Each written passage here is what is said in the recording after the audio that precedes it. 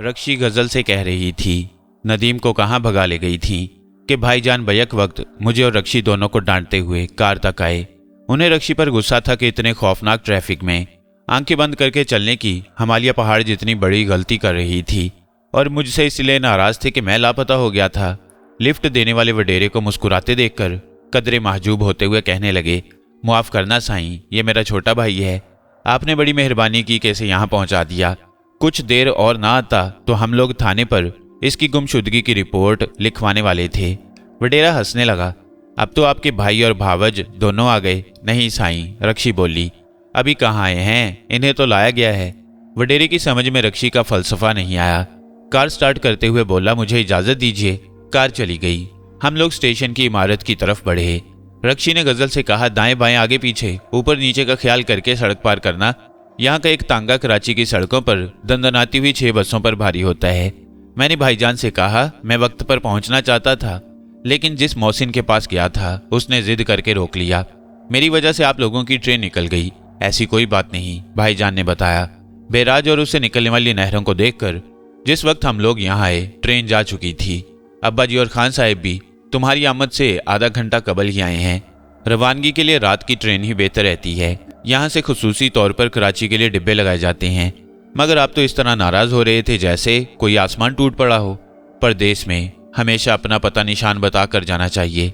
गुस्से और परेशानी की असल वजह यही थी कि तुम्हें कहाँ ढूंढें। स्टेशन की सीढ़ियों पर चढ़ते हुए हमने अपने पुश्त पर एक तेज रफ्तार कार के ब्रेक लगने की आवाज़ सुनी। दूसरे ही लम्हे एक तेज मुतरन्नम आवाज़ सुनाई दी, अद्दी, गजल अद्दी। हम चारों एक तरफ घूमे। सदफ कार के पास खड़ी खुशी से दोनों हाथ हिला रही थी। गजल उसे देखकर खुश होती हुई जल्दी जल्दी सीढ़ियों से उतर गई और सदफ के पास पहुंच गई। देखा जनाब, सदफ कार में बैठे हुए डॉक्टर राहिल से मुखातिब होकर कह रही थी, मैं जानती थी कि अद्दी से स्टेशन पर जरूर मुलाकात होगी। कार का दरवाजा खोलकर डॉक्टर राहिल की बीवी डॉक्टर नीलोफर मुस्कुराती हुई बाहर आई। हमारी सदफ का दिल कभी झूठ नहीं बोलता, हमेशा सच बात बताता है। भाईजान ने मुझसे मुखातिब होकर कहा, मैं वेटिंग रूम में जाकर अब्बा जी को तुम्हारी आमद से मुतला करता हूँ। तुम गजल को लेकर पहुंच जाना। मुझे और रक्षी को छोड़कर उन्होंने प्लेटफॉर्म की तरफ कदम उठाए ही थे कि रक्षी चिल्ला उठी, अकेले ना जाना हमें छोड़कर तुम। लोग घूमकर हैरत से उसकी तरफ देखने लगे, मगर वो किसी की परवाह किए बगैर भाईजान के पास पहुंच गई और हाथ पकड़कर उनके साथ चलने लगी। मेरे कानों में भाईजान की मध्यम सी आवाज़ आई। वो रक्षी को समझा रहे थे, ये कराची नहीं है। जुमले का बकिया हिस्सा स्टेशन के शोर में दब गया। मैं सीढ़ियां उतरकर नीचे पहुंचा। डॉक्टर राहिल बदस्तूर कार में बैठा था और मुस्कुरा रहा था। गजल, सदफ और डॉक्टर नीलोफर चहक चहक कर इस तरह बातें कर रही थीं जैसे बरसों के बिछड़े हुए मिले हों। मुझे देखकर सदफ और डॉक्टर नीलोफर ने सलाम किया और अपने सर मेरे सामने झुका लिए। पहले तो मेरी समझ में ना आया कि इसका क्या मतलब है। फिर याद आ गया कि सिंध के रिवाज के मुताबिक खवातीन के सरों पर उनके बुजुर्ग हाथ फेरते हैं। मैंने दोनों के सरों पर दस्ते शफकत फेरा। फिर भी एक अरसे तक इस बात पर ताज्जुब करता रहा कि डॉक्टर नीलोफर ने, जो मुझसे उम्र में कई साल बड़ी थी, मेरे सामने अपना सर क्यों किया था। कई साल बाद मालूम हुआ कि सर पर हाथ फेरने का एक मकसद और भी होता है। हाथ फेरने वाला एक किस्म का इकरार करता है कि वो इस खातून को अपनी माँ, बहन और बेटी की तरह मुकद्दस समझता है। मैं अद्दी के लिए एक खास चीज़ लेकर आई हूँ, सदफ ने कहा। डॉक्टर नीलोफर ने सदफ की हाँ में हाँ मिलाई। इतनी खास चीज़ है? मैंने पूछा। डॉक्टर राहिल ने कहा, इससे तुम्हें कम से कम इतना अंदाज़ा ज़रूर हो जाएगा कि सदफ को अपनी गज़ल अद्दी से कितनी ज़्यादा मोहब्बत हो गई है, वरना ये तो सबसे अलग थलग रहने वाली लड़की है। पढ़ने लिखने के अलावा इसे और कोई काम ही नहीं। नीलोफर तो सदफ को आदमे बेजार और किताबों का कीड़ा कहती है। सारी बातें यही हो जाएंगी। डॉक्टर नीलोफर बोली, आइए स्टेशन पर किसी तन्हाई की जगह चलते हैं। लोकस पार्क के बारे में क्या ख्याल है? डॉक्टर राहिल ने पूछा। ख्याल तो बहुत अच्छा है, लेकिन शायद ये दोनों राजी ना हो, डॉक्टर नीलोफर ने जवाब दिया। क्यों राजी क्यों नहीं होंगे? हम इनकी खातिर जैकबाबाद जाने का प्रोग्राम मुलतवी करके आए हैं, तो ये दोनों भी कुछ देर के लिए हमारे साथ लोकस पार्क जा सकती हैं। क्या तोहफा है जो यहाँ नहीं दिया जा सकता? मैंने पूछा। डॉक्टर राहिल ने कुछ कहा, फिर नफ़ी में सर हिलाता हुआ बोला, मेरा ख्याल है कि दूसरे प्लेटफॉर्म पर हमें कोई मुनासिब जगह मिल जाएगी। क्यों सदफ? जैसी आपकी मर्जी, सदफ ने जवाब दिया। ठीक है, तुम सब स्टेशन पर चलो, मैं कार पार्क करके और सदफ का तोहफा लेकर आता हूँ। सदफ ने जिद करके मुझसे मोर के बच्चों का पिंजरा ले लिया और जब तक हम दूसरे प्लेटफॉर्म पर नहीं पहुँच गए वो उन्हें चमकारती और बार बार कहती रही, अल्लाह कितने प्यारे बच्चे हैं। दूसरे प्लेटफॉर्म पर डॉक्टर नीलोफर ने पुल की सीढ़ियों के नीचे की खाली जगह को पसंद किया। कुछ देर सोचती रही, फिर एक कुल्ली को बुलाकर उसके हाथ पर 5 रुपए का नोट रखकर बोली, हम तकरीबन 30-40 मिनट तक यहाँ बैठना चाहते हैं, सामने पड़ी हुई बेंच यहाँ डाल दो। कुल्ली को क्या एतराज हो सकता था, वो फौरन बेंच उठा लाया। जिस वक्त कुल्ली बेंच ला रहा था जिसमें एक तारा या बैंजो को रखा जाता है, गालिबन सदफ ने गजल के लिए किसी ऐसे साज का इंतखाब किया था जिसे सिर्फ एक हाथ से बजाना मुमकिन हो। लेकिन साज तो कहीं भी दिया जा सकता था, उसके लिए इतने पापड़ बेलने की जरूरत नहीं थी। उसी वक्त पहले प्लेटफॉर्म के उस हिस्से की तरफ से जहां कारों को लाने ले जाने का गेट था, मगरिब की आजान की आवाज आई। मैंने देखा कुछ लोग दीवार के पीछे नमाज की चटाइयां बिछा रहे थे। मैं उन लोगों को वहीं छोड़कर नमाज पढ़ने चला गया। तकरीबन 15 मिनट बाद वापस आया तो अजीब ही मंजर देखा। डॉक्टर राहील और डॉक्टर नीलोफर हंस रहे थे। गजल बेंच पर नई नवेली दुल्हनों की तरह शर्माई लिजाई बैठी थी और सदफ की आंखों से टपाटप आंसू गिर रहे थे। सदफ क्यों रो रही है? मैंने पूछा। रो नहीं रही, हंस रही है, डॉक्टर नीलोफर ने कहा। आंसू तो खुशी के हैं। मैंने दोबारा सदफ की तरफ देखा। वो वाकई हंस रही थी, लेकिन आंखें सावन भादों की तरह बारिश बरसा रही थीं। सुर्खो सफेद चेहरा आंसुओं में नहाया हुआ था। गजल, डॉक्टर नीलोफर ने कहा, नदीम को चॉकलेट नहीं खिलाओगी? बेंच पर एक प्लेट में चंद चॉकलेट रखे थे। गजल ने खामोशी से अपना दायां हाथ बढ़ाकर एक चॉकलेट उठाया। इससे पहले कि वो मुझे चॉकलेट देती, मेरे मुंह से ऐसी चीख निकली जैसे अचानक मुझ पर बिजली गिर गई हो। वो दाएं हाथ से मुझे चॉकलेट पेश कर रही थी, हालांकि उसका दायां हाथ तो कतरा किया जा चुका था। अगले ही लम्हे मैंने तड़प कर उसके हाथ को, जो उसकी लंबी आस्तीन में छुपा हुआ था, पकड़ लिया। दूसरों का ख्याल किए बगैर कोहनी तक आस्तीन चढ़ाकर देखा, फिर गले के बटन खोलकर गजल को तकरीबन नीम बरहना कर डाला। लोहे के 2 स्प्रिंग थे जिन्हें हाथ की शक्ल में जोड़ा गया था। पंजे की जगह 2 छोटी सलाखें थीं जो उंगलियों के तौर पर लगाई गई थीं। दूसरा सिरा चमड़े की पट्टी की मदद से बगल की जगह मजबूती से जकड़ दिया गया था। मैंने घूमकर डॉक्टर राहील की तरफ देखा। वो हमारी तरफ पीठ करके खड़ा हो गया था। डॉक्टर नीलोफर ने गजल के गले के बटन लगा दिए और स्प्रिंग को आस्तीन से ढांप दिया। चॉकलेट उठाओ गजल, मैंने कहा। स्प्रिंग में जुम्बिश हुई और दोनों सलाखों ने प्लेट से चॉकलेट उठा लिया। सदफ के आंसू रुक चुके थे। मेरी तरह वो भी स्प्रिंग के बने हुए हाथ का तमाशा देख रही थी। चेहरा खुशी से तमतमा रहा था। सदफ, मैंने उसे झंझोड़ते हुए कहा, तुम नहीं जानती तुमने मुझ पर कितना बड़ा एहसान किया है। सदफ दोबारा फूट फूट कर रोने लगी। गजल ने उठकर उसे अपने गले से लगा लिया और उसके साथ आंसू बहाने में शरीक हो गई। डॉक्टर राहील ने मेरे कंधे पर हाथ रखकर कहा, ये अजीबोगरीब इजाद एक केमिस्ट की है। वो कोई साइंसदान नहीं है, दवाओं की दुकान करता है। इस इजाद की तरह उसका नाम भी बड़ा अजीबोगरीब है। इंसाफ है उसका नाम। मैंने इंसाफ नाम का आज तक कोई शख्स नहीं देखा। उसने 3 साल कबल इस हाथ को ईजाद किया था। उसका ख्याल था कि जो लोग किसी हादसे वगैरह के बायस पूरी हाथ से महरूम हो जाएं, वो इससे फ़ायदा उठा सकते हैं, लेकिन इसकी कोई कदर नहीं हुई। डॉक्टरों ने कहा फजूल चीज़ है। आज तक हमारे पास ऐसा कोई केस नहीं आया जिसका हाथ जड़ से गायब हो। मसनूई अज़ा तैयार करने वाली कंपनियों ने कहा, ऐसे हाथ पर मेहनत करने और सरमाया लगाने की क्या ज़रूरत जिसकी कोई डिमांड ही ना हो। बेचारे इंसाफ के साथ कोई इंसाफ ना हुआ तो उसने अपनी ईजाद को दिल बर्दाश्ता होकर दुकान के पिछले हिस्से के कबाड़ में डाल दिया। फिर आज यूं हुआ कि हमें अपने साथ जैकबाबाद ले जाने के लिए कुछ दवाओं की ज़रूरत थी। हम दवाएं खरीद रहे थे। सदफ उतरा हुआ चेहरा लिए एक तरफ बैठी थी। इस दौरान में इंसाफ की नज़र सदफ पर पड़ी। उसने कहा, क्या बात है बीबी, इतनी उदास उदास क्यों नजर आ रही हो? क्या किसी से झगड़ा हो गया है? नीलोफर ने कहा, साधु बेल्ला में एक ऐसी लड़की को देखकर आई है जिसका पूरा हाथ गायब है। बस उसी वक्त से उसे याद करके कूड़े जा रही है। कहती है कि मेरा बस चले तो अपना हाथ काट कर उसके जिस्म से चिपका दूं। इंसाफ ने यह सुना तो उसकी आंखें चमक उठी। उसने कहा कि बेबी को हाथ काट कर चिपकाने की जरूरत नहीं पड़ेगी। फिर उसने ये कहते हुए अपनी ईजाद हमें दिखाई कि स्प्रिंग को प्लास्टिक ऑफ पेरिस की मदद से छुपाकर हाथ को सडोल बनाया जा सकता है। उसने इसका मुजाहरा भी किया। स्प्रिंग के आखिरी हिस्से को सांस की नाली के बैरूनी हिस्से से जोड़ा गया था। यह सांस की मदद से हरकत में आता है और उंगलियां 20 से 25 सेर तक का वजन बआसानी उठा सकती हैं। किसी मगरबी मुमालिक का कोई शख्स इस हाथ को ईजाद करता तो अब तक ना जाने कितने खिताबात और इनामात हासिल कर चुका होता। बहरहाल हमने इंसाफ से यह हाथ ले लिया। उसे कीमत अदा करने की बहुत कोशिश की, लेकिन उसने ये कहकर साफ इनकार कर दिया कि अगर उसकी ईजाद से किसी को फ़ायदा पहुंच सकता है तो यही उसकी कीमत है। सदफ उसी वक्त से हमारे पीछे पड़ गई कि उसकी अद्दी को ढूंढा जाए। हमने साधु बेला जाकर पता किया तो मालूम हुआ कि तुम लोग कराची जा चुके हो। मगर सदफ ने कहा, मेरा दिल कह रहा है कि अद्दी हाथ लगवाए बगैर कराची नहीं जा सकती। इसके बाद जो कुछ हुआ वो तुम्हें मालूम ही है। सदफ इस हाथ को साथ लेकर आई है, नीलोफर ने इसे सेट किया है और तुम्हारी बीवी को हाथ निकालने और दोबारा सेट करने का तरीका खूब अच्छी तरह समझा दिया है।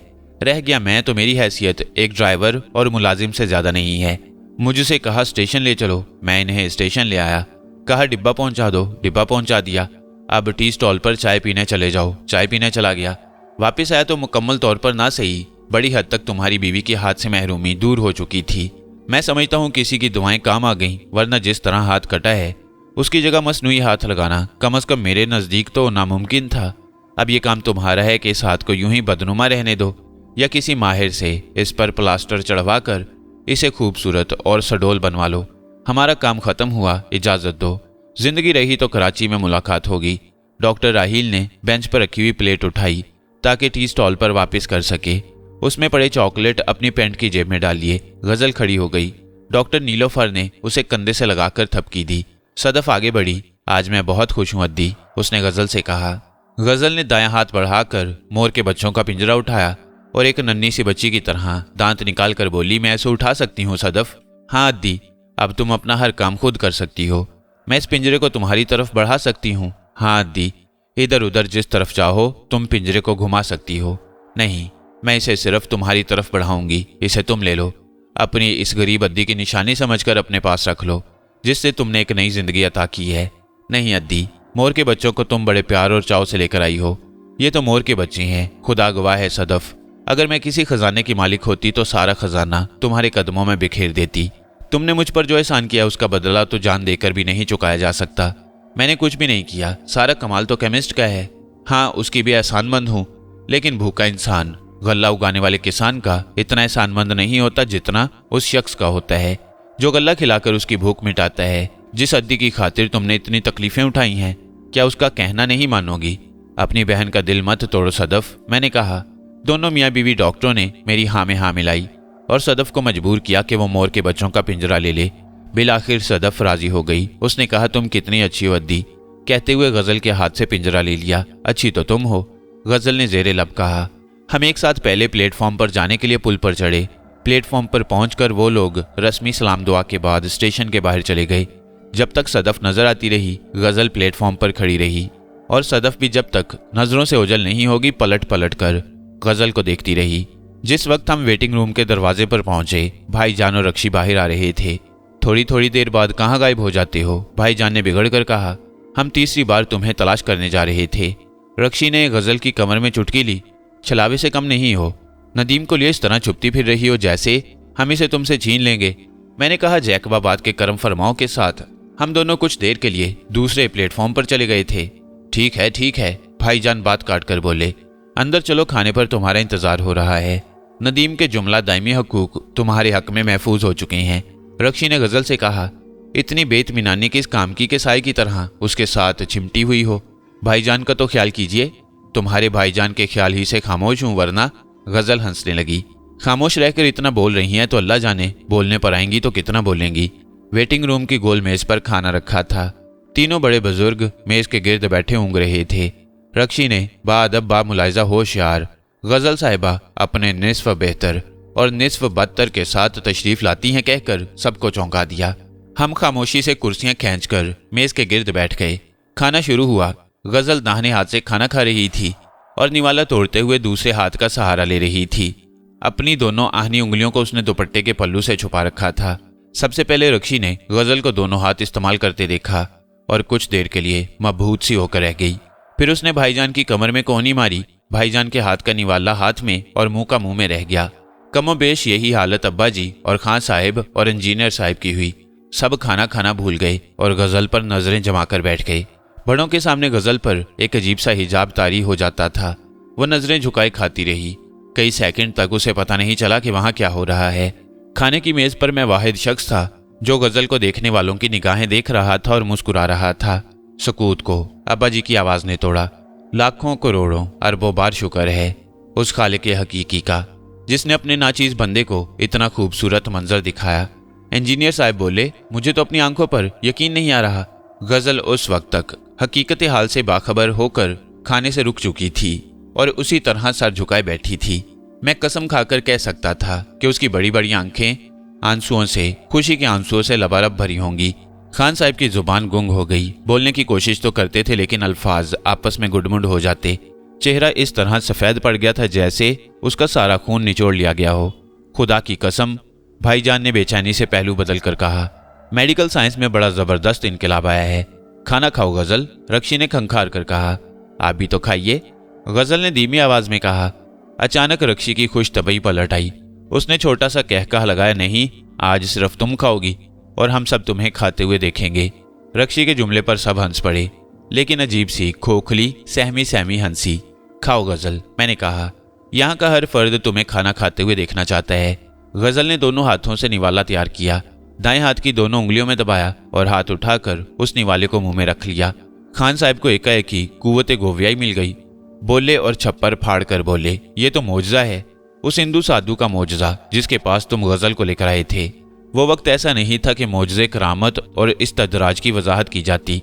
सबसे ज्यादा भाईजान परेशान थे।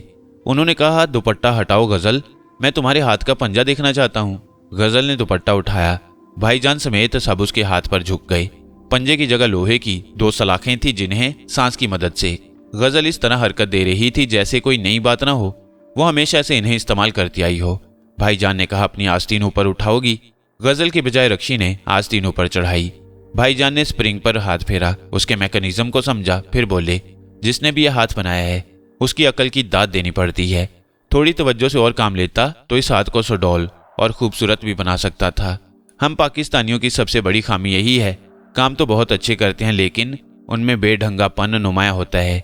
जी नहीं, मैंने कहा, हम पाकिस्तानी नाकदरे हैं। अपने हम वतनों के काम को चाहे वो कितना ही अजीम क्यों ना हो, हकारत की नज़रों से देखते हैं। ये इजाद एक ऐसे केमिस्ट की है जो ना कोई साइंसदान है ना कोई बड़ा सरमायादार। मैं समझता हूँ कि साइंस फिक्शन पढ़ने से ज़्यादा उसका साइंस पर गहरा मुतालिया भी नहीं है। फिर भी जैसा कि आपने कहा, वो इस हैरत अंगेज हाथ को इंसानी हाथ की तरह सुडौल और खूबसूरत बना सकता था, लेकिन उसकी पजीराई नहीं हुई। जिससे भी राब्ता कायम किया उसने धुतकार दिया और इस तरह वह मजबूर हो गया कि अपनी इजाद को कोने में डाल दे और भूल जाए कि इंसानियत की फलाह बहबूद के लिए उसने भी कोई कोशिश की थी। भाईजान ने बड़े सब्र से मेरी तकरीर सुनी, फिर दोबारा स्प्रिंग की तरफ मुतवज्जा हो गई। ये खान साहब ने हकलाते हुए कहा, ये मोजज़ा तो नहीं है, इसे तो कोई पागल ही मोजज़ा कह सकता है। कुफराने नेमत मत करो खान साहब, अब्बा जी ने उन्हें डांटा। मुकाम शुक्र है कि हमारी गुड़िया सी नायाब दुल्हन अपने किसी काम के लिए किसी की मोहताज नहीं रही। भाईजान ने स्प्रिंग से सर उठाए बगैर कहा, मैं इस हाथ को ऐसा बना दूंगा कि असली और नकली में कोई तमीज नहीं कर सकेगा। क्या तुम इस स्प्रिंग को अपने हाथ से अलग कर सकती हो गज़ल? हाँ भाईजान, उन्होंने मुझे अलग करने और दोबारा लगाने का तरीका खूब अच्छी तरह समझा दिया है। आप कहें तो मैं अभी बाथरूम में जाकर अलग किए देती हूँ। हरगिज नहीं, अब्बा जी ने बिगड़ कर कहा, यहाँ डॉक्टरी नहीं चलेगी, घर पहुंचकर हाथ को देखते और समझते रहना। मैंने कहा, खाना तो खा लीजिए। तुम लोग खाओ, अब्बा जी बोले। खुशी ने हलक तक मेरा पेट भर दिया है। जुबैरी साहब ने कहा, खान साहब आप खाइए, मुझे पहले ही भूख नहीं थी, आप लोगों का साथ देने के लिए बैठ गया था। खान साहब ने खूब लंबी और गहरी सांस ली। उठते बैठते, चलते फिरते, सोते जागते मेरी तो बस एक ही दुआ थी, अनहोनी हो गई है इंजीनियर साहब। हक ताला ने मेरी दुआ कबूल कर ली। जी हाँ, आज फजर की नमाज में आपने जिस तरह दुआएं की थी मुझे उसी वक्त यकीन हो गया था कि उन्हें शर्फ़े कबूलियत हासिल हो चुका है। खाना खाइए। खाना किसी ने भी नहीं खाया, खाए बगैर सब खूब अच्छी तरह सैर हो चुके थे। स्टेशन के रेस्टोरेंट को मुफ्त में मुट्ठी भर नोट देना पड़े। इसी असना में कुल्ली ने आकर बताया कि कराची जाने वाले डिब्बे प्लेटफॉर्म पर लग चुके हैं। खान साहब की ढूंढिया पड़ी। मालूम हुआ कि उन्होंने स्टेशन से बाहर मिठाई की एक दुकान की सारी मिठाई खरीद ली थी और उधर से गुजरने वाले बिला इम्तियाज अदना और आला हर शख्स को डिब्बे भर भर के मिठाई बांट रहे थे। भाईजान और रक्षी जो उन्हें ढूंढने गए थे मिठाई के डिब्बों से लदे फुंदे वापस आए। खान साहब पर शादी मर्ग जैसी कैफियत तारी थी। प्लेटफॉर्म पर एक अपाहिज फकीर ने उनके आगे हाथ फैलाया तो मिठाई खरीदने के बाद जो 200-250 रुपए बाकी बचे थे वो उन्होंने उसके फैले हुए हाथ पर रख दिए। इशा की कसर नमाज हमने रोड़ी के स्टेशन पर अदा की। इमामत के फ़राइज़ हस्बे मामूल खान साहब ने अदा किए और सलाम फेर कर दुआ मांगने के बजाय देर तक शुक्र है मेरे मालिक, शुक्र है मेरे आका का विर्द करते रहे। हमें भी आमीन आमीन कहने के अलावा कुछ याद नहीं रहा। कराची तक का सफ़र बहुत पुरलुत्फ़ रहा। तीनों बुजुर्ग खूब ज़ोर ज़ोर से बातें कर रहे थे और बात पे बात कह लगा रहे थे। ऐसा मालूम होता था कि वो अचानक उठेंगे और भंगड़ा डालना शुरू कर देंगे। सफ़र बखैर खूबी तमाम हुआ। दौरान सफ़र की सिर्फ एक बात ऐसी है जो किसी हद तक काबिल जिक्र कही जा सकती है। गज़ल के अब्बू रवानगी से कबल सक्खर स्टेशन ही पर हातिम ताई की कब्र पर लात मारकर कल्लाश हो चुके थे। कराची पहुंचते पहुंचते अब्बा जी और जुबैरी साहब के कई सौ रुपयों के मकरूज हो गए। एक्सप्रेस ट्रेन थी इसलिए बहुत कम स्टेशनों पर रुकी। ज्यादा पर रुकती तो सैकड़ों की जगह खान साहब हजारों के मकरूज हो जाते, क्योंकि हर स्टेशन पर सदा लगाने वाले फकीरों को कम से कम 10 रुपये फी फकीर के हिसाब से गजल का सदका देना उन्होंने अपने लिए लाजमी करार दे दिया था। अंधे और अपाहिज फकीरों के मामले में यही रकम बढ़कर 25 रुपये फी अंधा या फी अपाहिज हो जाती। मेरे लिए ये बात काबिल इत्मीनान थी कि जिस शहर में अपना सब कुछ गंवा देने के लिए गया था, वहां से कभी ना मुरझाने वाले फूलों से दामन भरकर ले जा रहा था। हमारे मुख्तसर से काफले वालों को इस हकीकत का कभी इल्म नहीं हो सका कि गजल के साथ मेरे साथ चंपा कली सक्खर गई थी और चंपा कली के बजाय गजल कराची वापस आई थी। रात के आखिरी पहर में हम कराची पहुंचे। रक्षी अपने अब्बू के साथ अपने घर चली गई, जबकि दूसरी टैक्सी के जरिए हम लोग अपने घर गए। घर की देखभाल के लिए अब्बा जी भाईजान के दोस्त नवाज को छोड़ गए थे। उसने आंखें मलते हुए दरवाजा खोला और शिकायती अंदाज में कहा, आप लोग तो दिन में आने वाले थे, परदेश में देर सवेर तो हो ही जाती है नवाज मियाँ। अब्बा जी ने कहा, दिन में तो नहीं, हाँ शाम के पहले पहर में यहाँ आने का इरादा था। कुछ ज्यादा देर नहीं हुई है। गजल की अम्मी को रात भर हमारे इंतजार में नींद नहीं आई थी। आवाजें सुनकर फौरन गली में पहुंच गईं। गजल के बाद मुझे गले लगाया। पहले मुझे सीने से लगाकर प्यार किया, बिल्कुल जरा सा मुंह निकल आया है मेरे बच्चे का। फिर गजल को गले लगाते ही उछलकर एक तरफ हट गईं। गलती से उन्होंने मोहब्बत के जोश में उसके दाएं हाथ को भींच लिया था, जिसकी वजह से स्प्रिंग फैल गया था और सांस की मदद से हरकत में आने वाले हाथ की दोनों आहनी उंगलियां उनकी इस हरकत से उनकी पीठ में पेवस्त हो गई थीं। भाईजान और अब्बा जान सामान लेकर अंदर जा चुके थे। गजल के अब्बू मेरे बराबर खड़े थे। बेगम को उछलता देखा तो कहकहा मारकर हंस पड़े। क्या समझी? उन्होंने गजल की अम्मी से पूछा। गजल की अम्मी पीठ से हिला रही थी और हैरतजदा नजरों से गजल की तरफ देख रही थीं। नहीं समझी? गजल के अब्बू ने दूसरा कहका लगाया। फिर संजीदा होते हुए बोले, बेटी मेरी जेब में लगा हुआ कलम जरा अपनी अम्मी को तो दे दो। क्यों, मैं कलम का क्या करूं? गजल की अम्मी का अंदर का सांस अंदर और बाहर का बाहर रह गया। उन्होंने गजल को बाएं हाथ से कलम निकालकर दाएं हाथ से अपनी तरफ बढ़ाते हुए देख लिया था। वो सर पकड़कर वहीं बैठ गईं। कुछ अक्ल शरीफ में आया नहीं? खान साहब ने पूछा। गजल की अम्मी की नजरें गजल के दाएं हाथ पर जमी थीं, जिसे गजल ने दुपट्टे के पल्लू से ढांप रखा था। गजल के अब्बू, उन्होंने कपकपा कर कहा, ये तो साफ मोजज़ा मालूम हो रहा है। मोजज़ा? हंसते हुए खान साहब अचानक नाराज हो गए। तुम औरतों की अकल गुद्दी में होती है। नादान औरत, तुम्हें यह भी नहीं मालूम कि मोजज़े सिर्फ और सिर्फ नबी ही दिखा सकते हैं। अल्लाह के वली करामत दिखाते। और किसी अल्लाह के वली की करामत है? गजल की अम्मी ने पूछा। किसी अल्लाह के वली ने अपनी करामत से यह मोजज़ा दिखाया है? फिर वही हमाकत। गजल के अब्बू बोले। हालांकि यही हमाकत सक्खर के स्टेशन पर खुद उनसे भी सरजद हो चुकी थी। तुम्हारी आंखें जो कुछ देख रही हैं वो मोजज़ा है ना करामत। इसे साइंस ना जानने वाले एक ज़हीन साइंसदान की जहानत कहा जा सकता है। गजल की अम्मी दोनों हाथों से अपने पेट को संभालती हुई खड़ी हो गईं। अल्लाह के उस नेक बंदे का नाम क्या है? क्यों नदीम, क्या नाम बताया है उसका? खान साहब ने मेरी तरफ देखा। इंसाफ, मैंने बताया। जहानत इंसाफ की है और मोहब्बत जैकबाबाद की सदफ की। गजल की अम्मी ने करीब जाकर हाथ का मुआयना किया। स्प्रिंग देखकर थोड़ी सी दिल बर्दाश्त हुई, लेकिन जल्द ही उन्हें एहसास हो गया कि स्प्रिंग हाथ का मुतबादिल है। कराची का शायद ही कोई डॉक्टर बचा हो जिसके पास वो गजल को लेकर ना गई हो। सबने एक ही बात कही थी कि गजल को हमेशा हाथ के बगैर ही जिंदगी गुजारना पड़ेगी। गजल ने कहा, अम्मी आप अंदाजा नहीं लगा सकती कि मैं कितनी खुश हूँ। एक ऐसी लड़की ने जिससे पहले कोई जान पहचान नहीं थी मुझ पर ऐसा एहसान किया है जिसका बदला कभी नहीं चुकाया जा सकेगा। पहली बार उसे देखा तो यकीन कीजिए अम्मी, ऐसा लगा जैसे वो मेरी छोटी बहन थी जो बचपन में बिछड़ गई थी। अल्लाह, इस दुनिया में इतने अच्छे और इतने प्यारे लोग भी पाए जाते हैं। दुनिया ऐसे ही लोगों के दम कदम से बाकी है बेटी।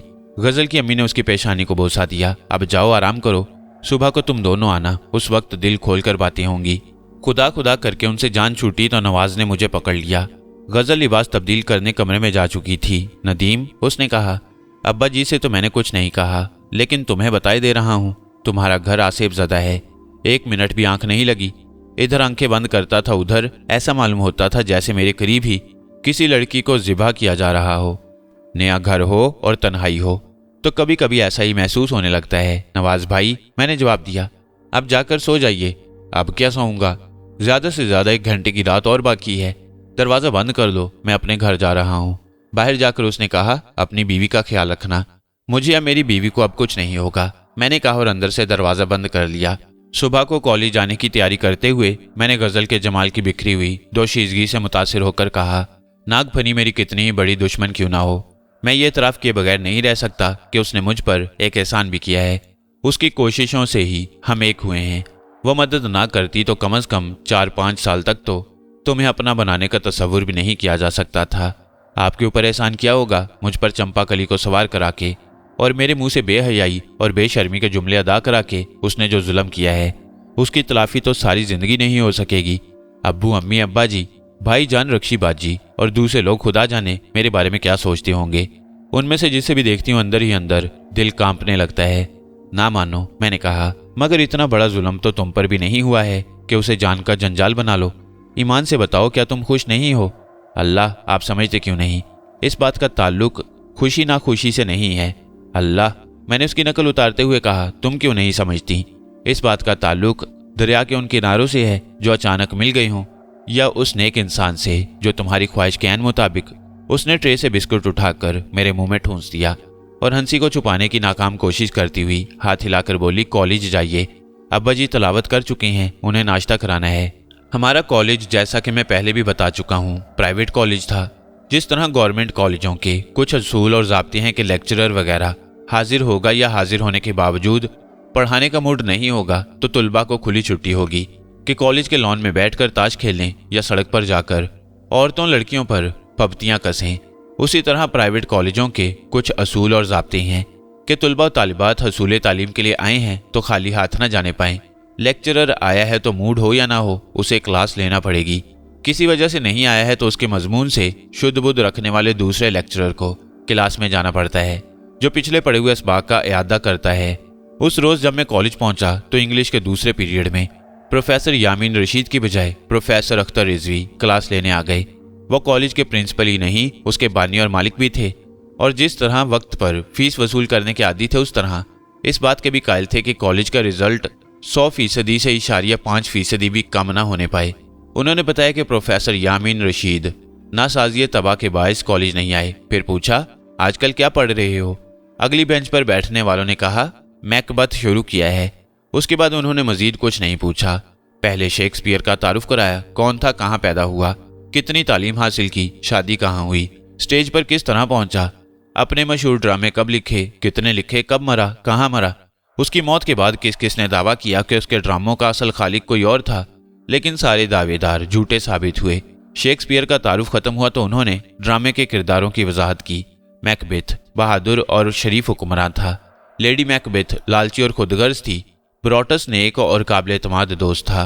पीरियड खत्म होने में 10 मिनट बाकी थे कि उन्होंने अपना लेक्चर खत्म कर दिया और तुलबा को सवालात करने की दावत दी। प्रोफेसर यामीन रशीद के पीरियड में तुलबा अपनी मादरी जुबान में भी सवालात कर लिया करते थे, लेकिन प्रोफेसर अख्तर रिजवी के सामने सिर्फ इंग्लिश ही बोली जा सकती थी। गिने चुने ही तलबा ऐसे थे जो रवानी से इंग्लिश बोल सकते थे। उन्हीं में से एक ने पूछा, सर, ड्रामे के आगाज में 3 चुड़ैलों का जिक्र भी आया है, आपने सब कुछ बताया लेकिन उनके बारे में कुछ नहीं बताया। बड़ी दिलचस्पी है चुड़ैलों से, वो जेरे लब मुस्कुरा कर बोले। ड्रामे में उनकी कोई मरकजी हैसियत नहीं है, लोग तो हम पसंद वाक़े हुए हैं, इसलिए मैं समझता हूँ कि शेक्सपियर ने महज रंग आमेजी के लिए उनके किरदार शामिल किए हैं। क्या शेक्सपियर चुड़ैलों का कायल था? किसी दूसरे लड़के ने पूछा। मेरे ख्याल में था, कुछ इस वजह से कि उस दौर में उस मखलूक का चर्चा ज्यादा था और कुछ इस वजह से चर्च कायल था। एक अच्छा ईसाई बनने के लिए जरूरी था कि चर्च और आम ईसाइयों में ज़हनी हम आहंगी हो। सर, पिछली बेंच से आवाज आई, क्या आप भूतों और चुड़ैलों के कायल हैं? हम में से बेशतर तालिब-इल्म इस दीदा दलेरी पर सहम गई।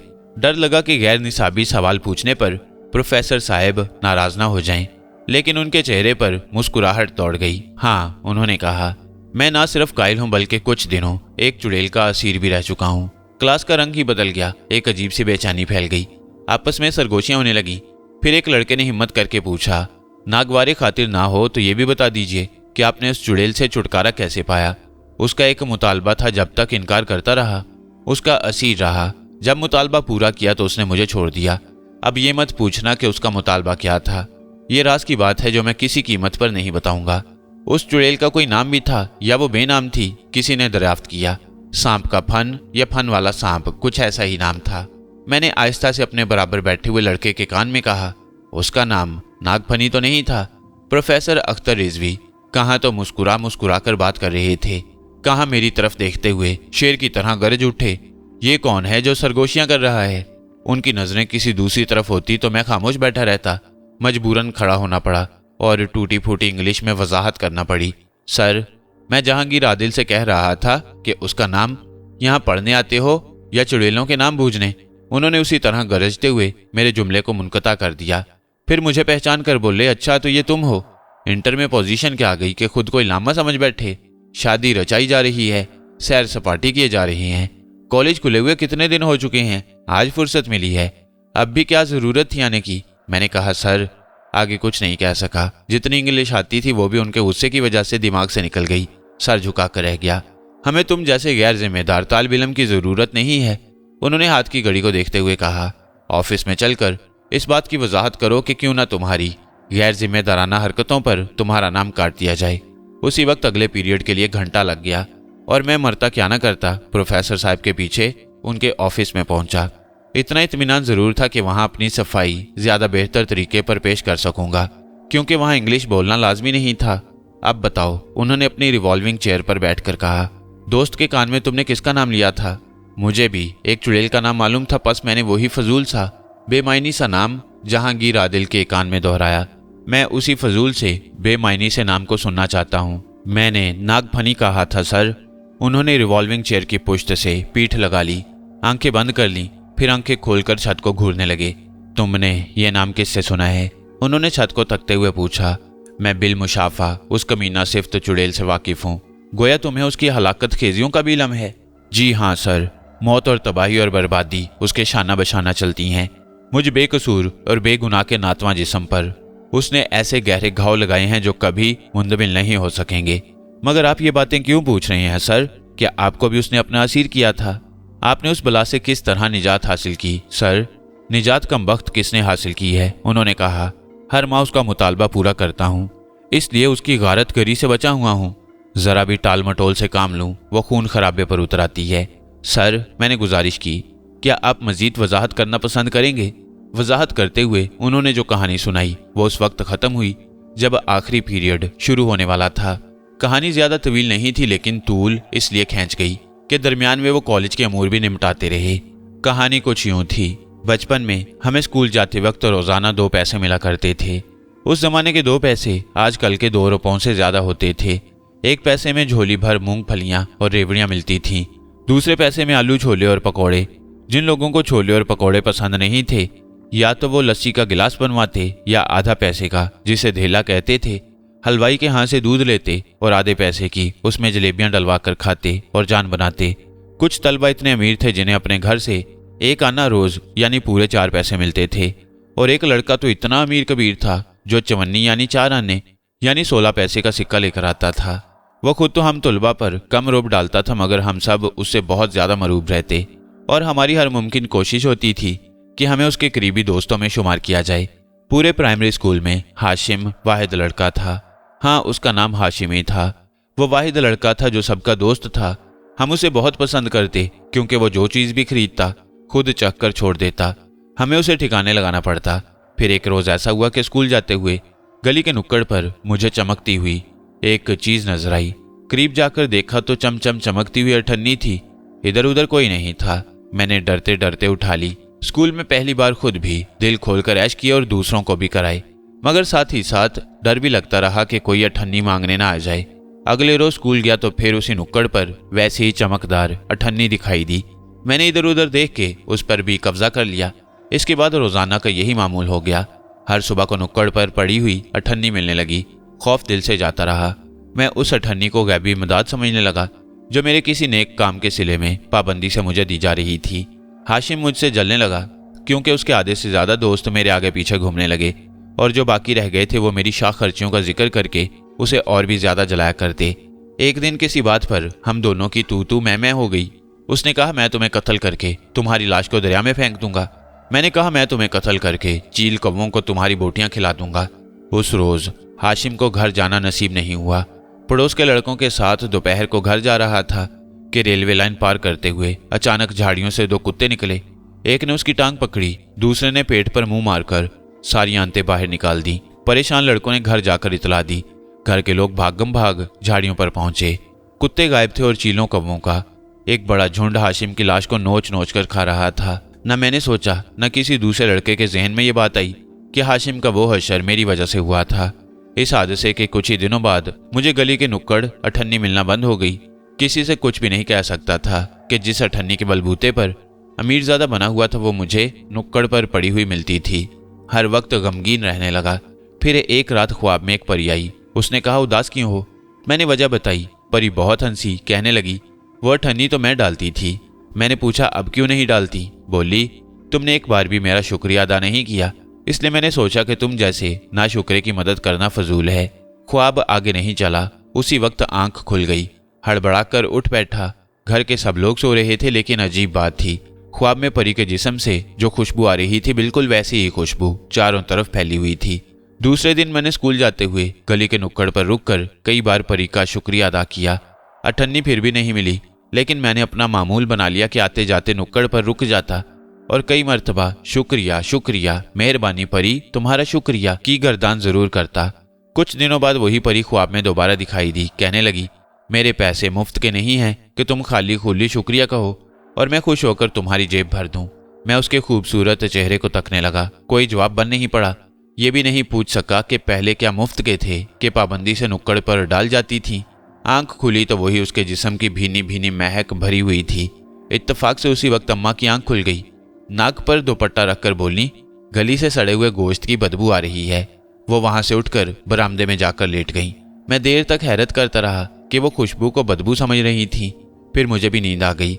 अगरचे परी ने आइंदा रकम देने से इनकार कर दिया था, फिर भी मुझे ये मालूम हो गया कि गली के नुक्कड़ पर की जाने वाली बात उसके कानों तक पहुंच जाती है।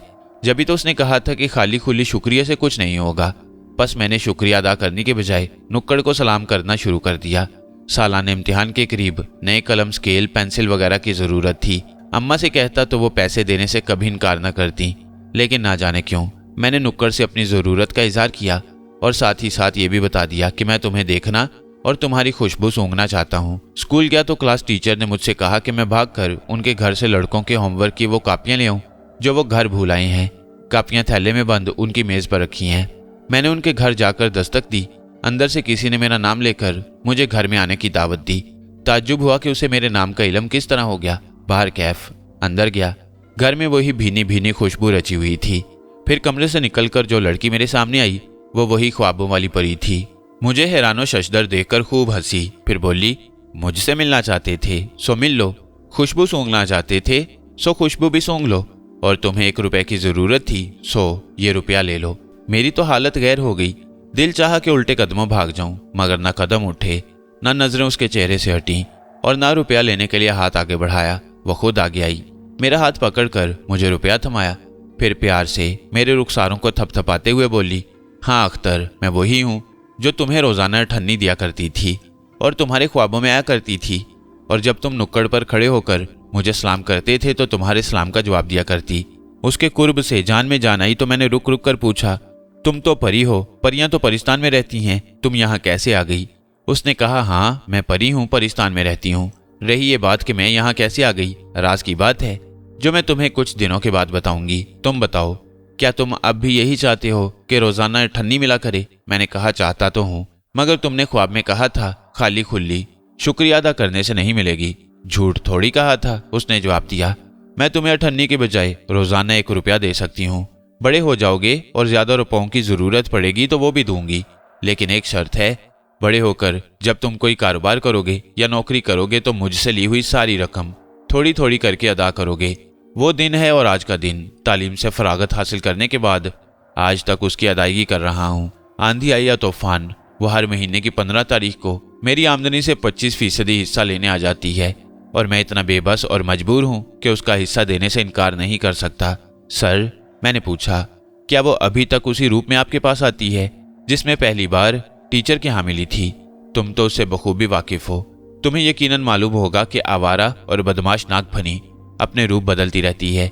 कभी कभी 6-6 साल तक एक ही रूप में नजर आती है और कभी हर दूसरे तीसरे महीने नया रूप इख्तियार कर लेती है, लेकिन आती ज़रूर है। नागफनी के बारे में उन्होंने ज़्यादा तफसील नहीं बताई। ये बात बड़ी हद तक दुरुस्त है कि कॉलेज में पहुंचकर तालिब इल्म और उस्ताद के दरमियान एक किस्म की दोस्ती का रिश्ता कायम हो जाता है, फिर भी कुछ ना कुछ हिजाब तो बाकी रहता है।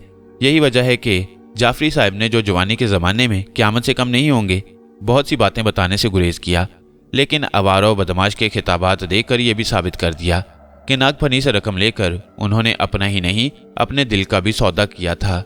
ऐसा कभी नहीं हुआ कि आपने उसे रकम देने से इनकार किया हो। 3 बार हो चुका है और तीनों बार उसके हाथों मुझे हजीमत उठाना पड़ी। पहली बार जब मैंने मुलाजमत की और वो पहली तनख्वाह पर हिस्सा बटाने आई तो मेरे इनकार पर उसने सांप बनकर मेरे एक साथी को डस लिया।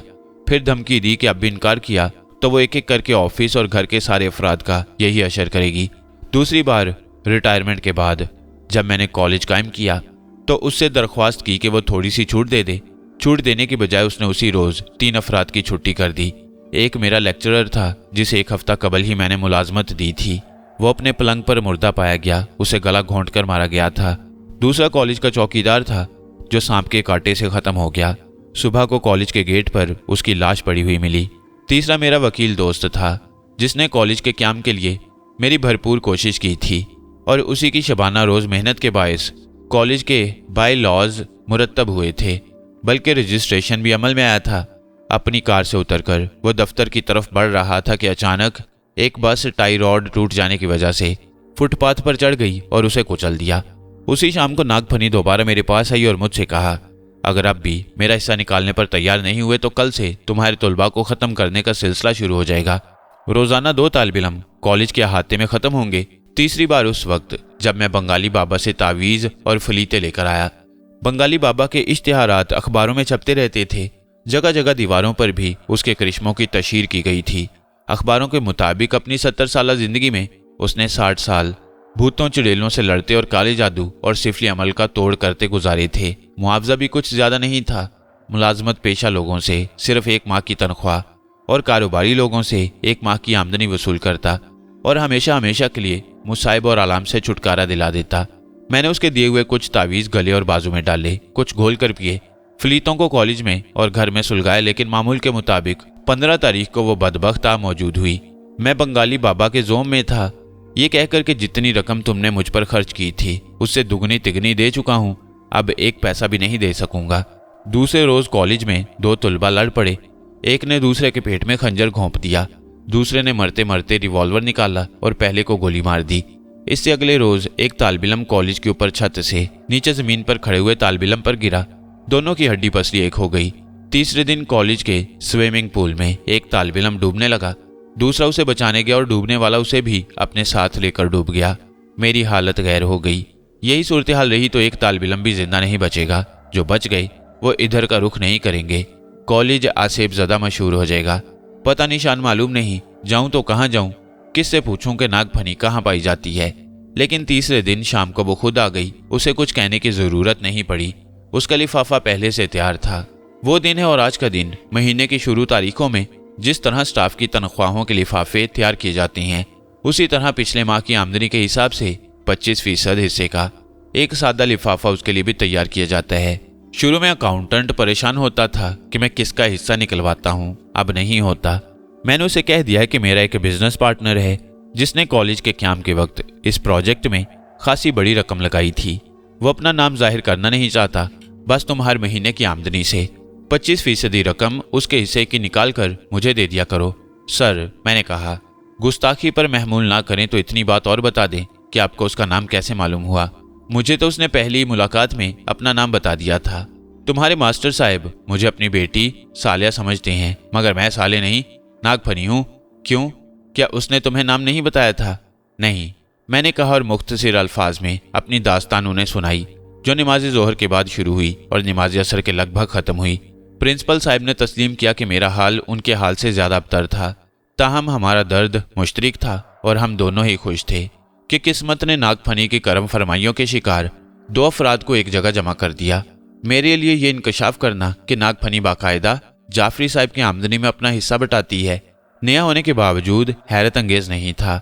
जिस वक्त हमारे घर से खजाना बरामद हुआ था और पूरे कमरे में नोटों की गड्डियां बिखरी हुई थी, अब्बा जी ने कहा था, कि वो रकम दो में से एक हाल से खाली नहीं है, या तो इसे चोरी किया गया है या जाली नोट तैयार किए गए हैं, क्योंकि गैर इंसानी मखलूक इंसानों की तरह कमाई नहीं कर सकती। यही वजह थी कि उन्होंने जाली होने के शुबे में सारे नोटों को नजरे आतिश करा दिया। सिर्फ एक नोट जलने से रह गया, जिसके बलबूते पर नागफनी मुझे अपना गुलाम बनाकर रखना चाहती थी। दुरुस्त है कि अब्बा जी ने जिस खदशे का इजहार किया था वो गलत नहीं था, क्योंकि वो जानते थे कि गैर इंसानी मखलूक अपनी मनमानी करने के लिए एक किस्म का गुंडा टैक्स भी वसूल कर सकती है या ब्लैक मेलिंग से भी काम ले सकती है। जाफरी साहब की कहानी की रोशनी में इतनी बात जरूर कही जा सकती थी कि और भी ना जाने कितने अफराद नागफनी को हर माह रकम अदा करते होंगे। जब ही तो उसने 25 लाख की खती रकम बड़ी आसानी से मेरे हवाले कर दी। उम्मीद है कि अब नागफनी आपको 15 तारीख को तंग नहीं करेगी, मैंने प्रोफेसर से कहा और वापस लौट आया। फिर 15 तारीख को प्रोफेसर ने मुझे अपने ऑफिस में बुला लिया। नदीम, वो बोले, तुमने बड़े दावे के साथ कहा था कि नागफनी अपनी रकम वसूल करने नहीं आएगी। मेरा दिल डूबने सा लगा। क्या मेरी कोशिश रायगां गई थी? क्या वो वाकई वक्त मुकर्ररा पर अपना हिस्सा वसूल करने आई थी? मैं पूछना चाहता हूँ, प्रोफेसर साहब कह रहे थे, तुमने ऐसा अजीबोगरीब दावा क्यों किया? तुमने क्यों कर बावर कर लिया था कि अनहोनी होनी में तब्दील हो जाएगी? गलती हो गई सर, मैंने शर्मिंदगी से सर झुकाकर कहा। मैं क्या कह रहा हूँ और तुम क्या समझ रहे हो? वो मुस्कुराते हुए बोले, हर महीने की 15 तारीख को ऐसा कभी नहीं हुआ कि घड़ी ने 10 बजाए हों और उसकी खुशबू मेरे अतराफ में ना फैल गई हो। वो मखसूस खुशबू ही उसकी पहचान है, क्योंकि वो रूप बदलते रहते हैं। लेकिन आज घड़ी ने 10 बजाए, लेकिन ऑफिस में उसकी खुशबू नहीं फैली। मैंने सोचा कि देर सवेर हो गई होगी, 11 बज गए, ना वो आई ना उसकी खुशबू। 12 बजे तो मुझे तुम्हारी गुफ्तगू याद आई। तुमने दावा किया था कि वो नहीं आ सकेगी। दिल चाहा तुम्हें क्लास से बुलाऊं, लेकिन ये सोचकर खामोश हो गया कि तुम्हारी पढ़ाई का नुकसान होगा। एक एक लम्हा पहाड़ जितना भारी गुजरा है। मुझे बताओ नदीम, अनहोनी होनी कैसे हो गई? सर, मैंने खुशी के नशे में झूमते हुए कहा, मुझे यकीन है सर, वो कुतिया अब कभी आपको तंग नहीं कर सकेगी, खून खराबा भी नहीं कर पाएगी। उसके पैरों में बेड़ियां और हाथों में हथकड़ियां डाली जा चुकी हैं। यही बात तो मैं पूछना चाहता हूँ, बेड़ियां और हथकड़ियां किसने डाली हैं? उस डॉक्टर नासिर ने? जी नहीं, मैंने जवाब दिया। डॉक्टर नासिर को तो इल्म भी नहीं कि यहाँ क्या हो रहा है। फिर बताते क्यों नहीं, ये कारनामा किसका है? आप यकीन नहीं करेंगे सर, नागफनी को मैंने रोका है, मैंने और गजल ने। मगर जब तक मुझे अपनी कामयाबी का पूरा पूरा यकीन नहीं हो जाएगा, मैं आपको इस सिलसिले में कुछ भी नहीं बताऊंगा। इससे ज्यादा कामयाबी और क्या होगी कि वो मुकर्ररा तारीख और मुकर्ररा वक्त पर नहीं आई। मगर अभी कत्लो गारत गरी वाला खतरा तो बाकी है। चंद लम्हों के लिए वो भूल गए थे कि नागफनी का मुतालबा पूरा ना किया जाए तो गुस्से में आकर वो खून बहाना शुरू कर देती है। खून खराबा हुआ ना कत्लो गारत करी। पढ़ने वालों को नुकसान पहुंचा ना पढ़ाने वालों को। प्रोफेसर अख्तर जाफरी बाकी सारी जिंदगी उस मखसूस खुशबू का एहसास ना करने पाए जो बचपन से सूंघते आए थे, और वही खुशबू उनके लिए नागफनी की शनाख्त बन गई थी। मैंने अरसे दराज तक उन्हें हकीकत से आगाह नहीं किया। इस अरसे में गजल को हाथ भी मिल गया। भाईजान और उनके प्रोफेसर्स ने उस पर वाकई इतनी मेहनत की थी कि जब तक उसे छूकर ना देखा जाता किसी को नकली होने का शुबा तक ना हो सकता था। अलबत्ता एक बात ऐसी थी जिसका अफसोस मुझे उस वक्त हुआ और आज सोचता हूँ तब भी शर्म सी महसूस होने लगती है कि इंसाफ की जहानत का खुले दिल से एतराफ़ करने के बजाय हाथ की ईजाद का सारा क्रेडिट खुद भाईजान ने लिया था। कॉलेज की इंतज़ामिया की तरफ से उन्हें इस ईजाद पर तमगा और तारीफी सर्टिफिकेट भी दिया गया। मैंने दबे अल्फाज में भाईजान से शिकवा किया कि ये तो सरासर बदयानती है। आपको वाज़े और गैर मुबहम तौर पर बता देना चाहिए कि सारा आइडिया सक्खर के केमिस्ट इंसाफ का है। मेरे शिकवे पर उन्होंने बेनियाजी से कहा, यहाँ सब चलता है, और मुस्कुराते हुए आगे बढ़ गए। जैकबाबाद की मखसूस और मासूम सदफ ने गज़ल को हाथ ही नहीं दिया था, रीडर्स डाइजेस्ट से मिलता जुलता एक ऐसा मैगजीन भी दिया था जिसमें 1 या 2 मज़ामीन उन लोगों के बारे में थे जिन्होंने अपनी मजबूरी और माजूरी से हाथ नहीं मानी थी। मुझे पता भी नहीं चला। एक रोज़ वो अपनी अम्मी का हमरा स्कूल जाकर प्राइवेट उम्मीदवार की हैसियत से मैट्रिक इम्तिहान का फॉर्म भी भर आई। इम्तिहान से चंद माह कबल मुझे उस वक्त इल्म हुआ जब मैंने उसे बाएं हाथ से लिखने की मश्क करते देखा। वह बड़ी रवानी से इंग्लिश का रटा हुआ एक मजमून लिख रही थी जिसकी सालाना इम्तिहान में लिखवाए जाने की तवक्को थी। मैंने उससे पूछा तो उसने मुझे बताया, सारी मेहरबानी सदफ की है। जैकबाबाद वाली सदफ की? मैंने पूछा। आपको याद है उसने मुझे एक मैगजीन दिया था, उसे पढ़ पढ़ कर मैंने लिखना ही नहीं सीखा। रोटी भी डाल सकती हूँ, कपड़े सी सकती हूँ। आपके मौज़ों को अम्मी ने नहीं मैंने रफू किया था। यही नहीं, रक्षी बाजी मुझे ड्राइविंग भी सिखा रही हैं। 15 घंटों का कोर्स है, जबकि 6 घंटे मुकम्मल कर चुकी हूँ। मैट्रिक इम्तिहान के बाद ताई के यहाँ जूडो सीखने जाऊंगी। मैट्रिक इम्तिहान के बाद? जी हाँ जनाब, फॉर्म भर चुकी हूँ और आजकल उसी की तैयारियां हो रही हैं। गजब खुदा का, मैंने कहा। तुम्हारे दिल के डूबने का खौफ ना होता तो मगरमच्छ के आंसू बहा बहा कर सारी दुनिया को डुबो देता और दर्द भरे मुकालमे बोल बोल कर सारे टीवी सेट तोड़ देता। तुमने इतने बड़े बड़े काम कर डाले और आइंदा के लिए बड़े बड़े मंसूबे बना डाले, मगर मुझे उनकी हवा तक नहीं लगने दी। अब्बा जी ने मना कर दिया था, हम आपको सरप्राइज देना चाहते थे। गोया ससुर और बहू ने साजिश करके मेरे खिलाफ मंसूबा बनाया था, लेकिन भांडा फूट गया। मैंने जवाब दिया, तुम तो सरप्राइज नहीं दे सकी, मैं अलबत्ता तुम्हें एक चटपटी सी सरप्राइज जरूर देना चाहता हूँ। मुझे भाईजान ने बुलाया था, इसलिए शुरू के 3 पीरियड अटेंड करके मैं उनके पास चला गया। और जानती हो उन्होंने क्या कहा? कहने लगे, बहुत बहुत मुबारक हो नदीम, तुम बाप बनने वाले हो। गजल ने जल्दी से अपने मुंह पर हाथ रखकर कि चीख ना निकल जाए और खौफजदा नजरों से मेरे मुस्कुराते हुए चेहरे को तकने लगी। इसे कहते हैं सरप्राइज, मैंने अकड़ कर कहा। मेरा इरादा था कि जब तक बाकायदा बाप नहीं बन जाऊंगा, किसी को, खास तौर पर तुम्हें, कानो कान खबर नहीं होने दूंगा। फिर ये सोचकर इरादा बदल दिया कि सरप्राइज की बात चली है तो क्यों ना अभी एक अदद सरप्राइज दे डालूं। देखते ही देखते उसकी आंखों का खौफ खत्म हो गया। खौफ की जगह सुरख डोरे तैरने लगे। सारी बात उसकी समझ में आ गई। पिछले 6-7 दिन से गजल की तबीयत गिरी गिरी सी रहने लगी थी। चक्कर आते थे, मतली होती थी। भाईजान से जिक्र किया तो वो कॉलेज की लेबोरेटरी में टेस्ट करने के लिए गजल का खून और यूरिन ले गए। उनके बुलाने पर जब उनकी खिदमत में पहुंचा तो उन्होंने मुबारकबाद देते हुए खुशखबरी सुनाई कि गजल उम्मीद से है। गजल ने मैट्रिक का इम्तिहान अच्छे नंबरों से तो नहीं, लेकिन जैसे तैसे पास कर ही लिया। उन्हीं दिनों जब वो इम्तिहान दे रही थी, अल्लाह मियाँ ने उसे एक नन्ना मुन्ना भाई भी अता फरमा दिया, हूबहू गजल का हमशक्ल। अजानो कामत कहने के लिए अब्बा जी की खिदमत हासिल की गई। उन्होंने माशाल्लाह कहते हुए नौज़ायदा बच्चे को हाथों में उठाया और छोटा सा कहकहा लगा कर बोले, अरे भाई, ये तो हमारी गजल है। सुकड़ कर इतनी सी कैसे हो गई? विलादत के वक्त खान साहब दुकान पर गए हुए थे और गजल इम्तिहान देने। मैंने कॉलेज से छुट्टी की थी। गजल को उसके इम्तिहानी सेंटर तक छोड़ने गया था। छोड़कर आया तो खुशखबरी सुनने को मिली। खान साहब का घर पड़ोस की औरतों से भरा हुआ था। औरतें खुश कम थीं, हैरत ज़्यादा थीं। मुझे हाथों हाथ जच्चा बच्चा के कमरे में ले जाया गया। अब्बा जी उसी वक्त अजानो अकामत से फारिग हुए थे और खजूर चबाकर उसका रस बच्चे को चटा रहे थे। अपने साले को गौर से देखो नदीम, अब्बा जी ने हंसते हुए कहा। मैं तो धोखा खा गया था। ये खानजादा अपनी गजल का पॉकेट एडिशन है या नहीं? मैट्रिक का रिजल्ट आने के तकरीबन 3 माह बाद, जबकि मैं BA पार्ट 1 की इम्तिहान की तैयारी कर रहा था, बी गजल एक अदद प्यारी सी बच्ची की अम्मी जान बन गई। अजानो कामत के फ़राइज़ खान साहब ने इंजाम दिए। उस वक्त तक उनके साहिबजादे उठकर बैठने लगे थे और हाथ में आई हुई हर चीज को फेंक कर उसकी आवाज सुनने की कोशिश किया करते। रोना तो उन्होंने पैदा होते ही सीख लिया था, अब खिलखिलाना भी आ गया। हंसने का अंदाज वही गजल वाला था। निचला होंठ कदरे नीचे लटक जाता और दोनों होंठों के गोशे फैल जाते। खान साहब ने बच्चे का नाम गजाली रखा था, जबकि अब्बा जी ने मेरी बच्ची को राना का नाम दिया। हम इंसान भी खूब हैं, परेशानी आती है तो समझते हैं, गोया जिंदगी में हमेशा परेशानी रहे। खुशियां आईं भी तो पल भर के लिए आईं, इतनी देर भी नहीं ठहरी जितनी देर जाड़ों में आंगन की धूप ठहरती है। खुशी आती है तो भूल जाते हैं कि कभी परेशान भी हुए थे। उस खून आशाम बला से छुटकारा हासिल किए पूरा 1 साल भी नहीं गुजरा था, फिर भी ऐसा महसूस होता था जैसे बहुत बहुत दिनों पहले एक भयानक ख्वाब देखा था। और ख्वाब भी ना तो कुछ ज्यादा तवील था, ना उसका असर देर पा। अब्बा जी ने मेरी बेटी की पैदाइश के लिए छोटी सी दावत की। मैं और नदीम भाई बैठे बातें कर रहे थे। भाईजान बोले, नदीम मेरे भाई, ये मत समझना कि तुम्हारी खुशी मेरी खुशी नहीं है। देखते ही देखते उनकी आंखों में आंसू तैरने लगे। किस तरह मुमकिन है कि हमारी बरसों की बिछड़ी हुई राना आए और मुझे खुशी ना हो? मुझे तो इतनी खुशी है और इतनी खुशी है। उन्होंने मेरे कंधे पर सर रख लिया और हिचकी लेकर जुमला मुकम्मल किया। इतनी खुशी है कि बयान नहीं कर सकता। राना के तसव्वुर पर मेरी आंखें भी भर आईं। मैं अपनी बेटी को कितना ही राना राना कहता, वो उस बहन का नेमुल बदल तो नहीं हो सकता था जिसे मौत के बेरहम हाथों ने हमसे छीन लिया था। वो और गजल दोनों हम उम्र थीं।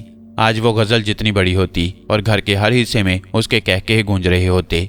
भाईजान, मैंने उन्हें दिलासा देते हुए कहा, कुदरत के सामने हम सब मजबूर और लाचार हैं। अल्लाह को यही मंजूर था। भाईजान सिसक ना भूल गए। तड़प कर मेरे कंधे से सर हटाया और गुस्से से बोले, अल्लाह को बीच में क्यों लाते हो? कसूर मेरा है, जुर्म मैंने किया है, मैं गुनाहगार हूँ। मुझसे इतना बड़ा गुनाह सरजद हुआ, जिसकी तलाफी कभी नहीं हो सकती। मेरी समझ में कुछ नहीं आया। इसी दौरान लड़कियों के साथ गाती हुई रक्षी की आवाज गूंजी, तुम जियो हजारों साल। हाँ हाँ रे राना, तुम जियो हजारों साल। ये कमीनी आवाज सुन रहे हो? भाईजान ने मुझसे कहा। भाभी की आवाज है भाईजान, रक्षी भाभी की, मैंने धीमी आवाज में जवाब दिया। नहीं, वो चीख पड़े, ये रक्षी की आवाज नहीं है, उस धोखेबाज, फरेबी और मक्कार औरत की आवाज है जो पुलिस से मुकाबला करती हुई मारी गई थी। हैरत से मेरी आंखें फैल गईं। भाईजान सिसकियां भरते हुए मेरे सीने से चिमट गए। उस मनहूस औरत के बहकावे में आकर मैंने रक्षी को कत्ल कर दिया है नदीम। मैं रक्षी का कातिल हूं, जिसे तुम रक्षी समझ रहे हो। वो रक्षी का जिस्म है, वो रक्षी नहीं है। घर में खुशियां मनाई जा रही थीं। अब्बा जी और खान साहिब मस्जिद में फराइज़ व सुन्नत की अदायगी के बाद शुक्राने के नफल पढ़ रहे थे और बाहर पंडाल में हम दोनों भाई मुंह बसोरे बैठे थे। नागफनी फिर एक ऐसा वार कर गई थी जिसका कोई तोड़ नहीं था। दिल ही दिल में हालात और वाक़यात का सरसरी सा तज्जिया करने के बाद मैंने दबी जुबान से पूछा, ये अलमनाक हादसा कब पेश आया? मेरी तरह वो भी गहरी सोच में डूबे हुए थे। मेरे सवाल पर चौंक उठे, फिर भरी भरी आंखों से मेरी तरफ देखते हुए बोले, उस सुबह की बात है जब नन्ही राना दुनिया में आई थी। पूरी बात बताइए। तुम कॉलेज में थे। हॉस्टल में गजल की अम्मी का फ़ोन मौसूल हुआ कि शायद नदीम के कॉलेज का फ़ोन ख़राब है, वो तुमसे राब्ता नहीं कर पा रही है। गजल की हालत ठीक नहीं है, उसे मैटरनिटी होम लिए जा रहे हैं, फ़ौरन घर आ जाओ। यहाँ पहुँचा तो सब जा चुके थे, सिर्फ अब्बा जी मेरे मुंतज़िर थे। रक्षी खैर खबर मालूम करने उस वक्त आई जब दोनों घर में मेरे अलावा कोई और नहीं था। मैंने वक्त का पूरा फ़ायदा उठाया उस मक्कार और धोखेबाज औरत की, जिसने पुलिस को गोली का निशाना बनने से कबल मुझे कुछ हदायत दी थी। बातें याद करके तुम्हारे कमरे में तकिए की मदद से रक्षी को सांस लेने से रोक दिया। कहा गया था कि सांस डूब जाए, धड़कनें रुक जाएं, नब्जों का पता न चले।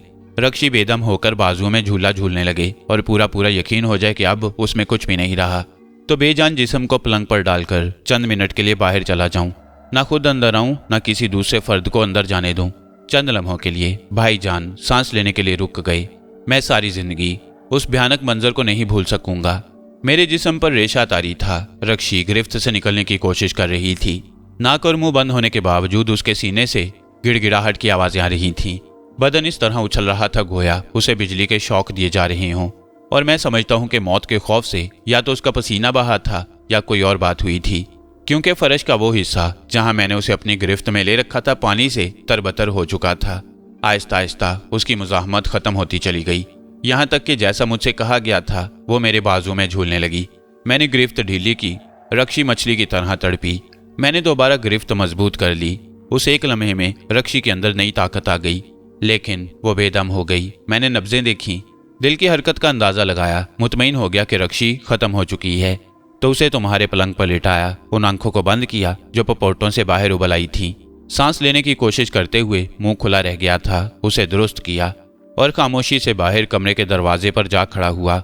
दिल की अजीब हालत थी। ज़मीर को चौके लगा रहा था कि मैं कातिल हूँ। डर लग रहा था कि रक्षी के जिस्म में दूसरी रूह दाखिल नहीं हुई तो कहीं का नहीं रहूंगा। दुनिया की कोई भी ताकत मुझे फांसी के तख्ते पर जाने से नहीं रोक सकेगी।